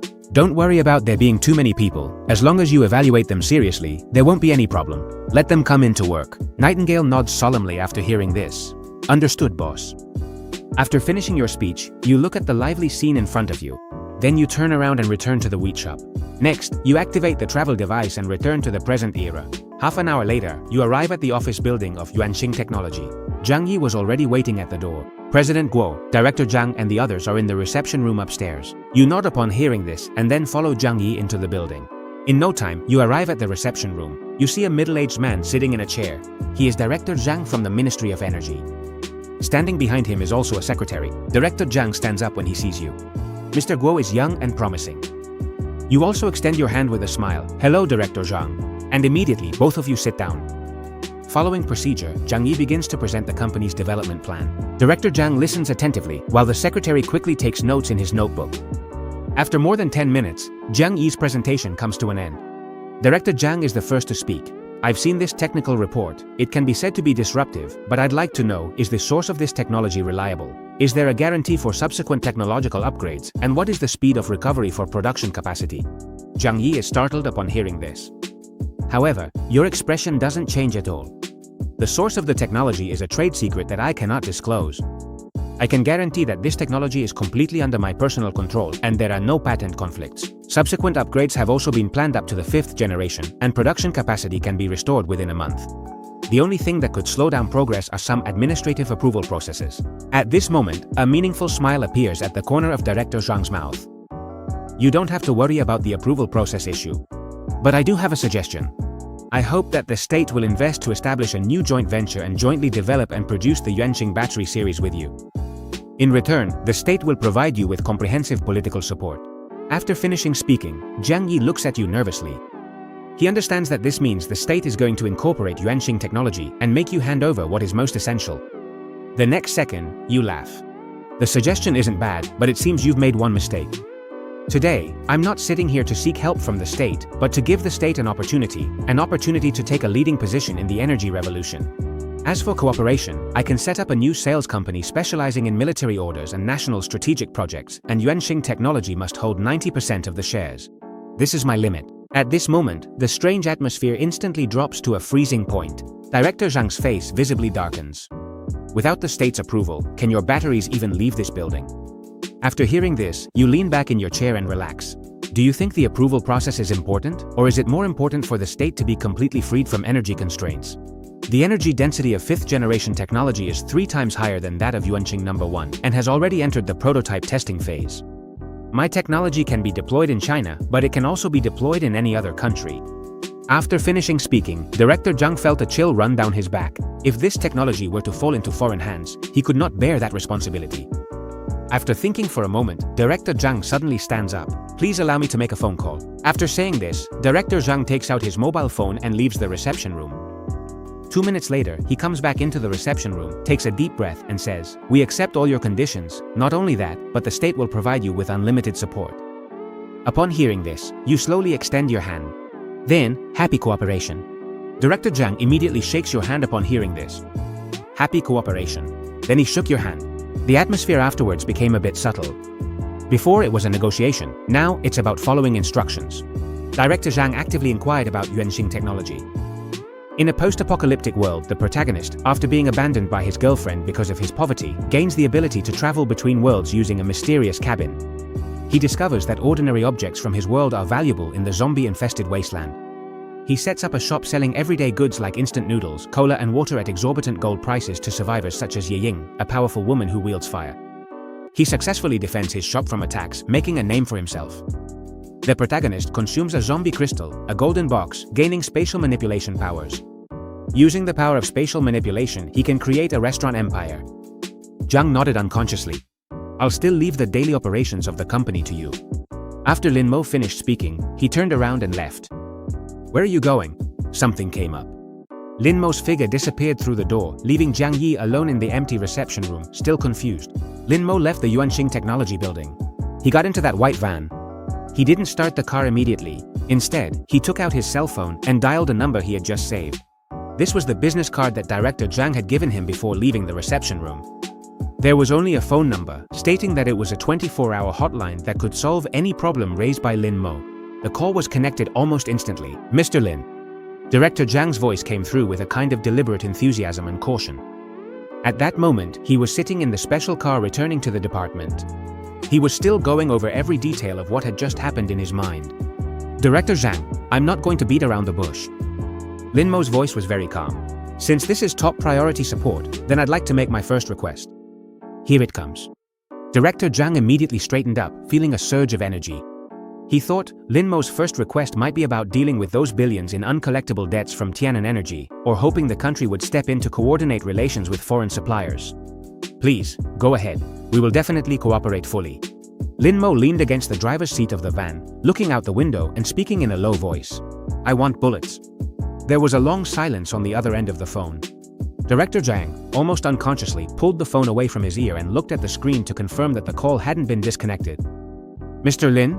He began tentatively, his tone full of uncertainty. "What did you just say? The signal wasn't very good. I didn't hear you clearly." "I said, I want bullets, 7.62mm rifle bullets, 1 million rounds, 12.7mm heavy machine gun bullets, 500,000 rounds. Bring some grenades too, better safe than sorry."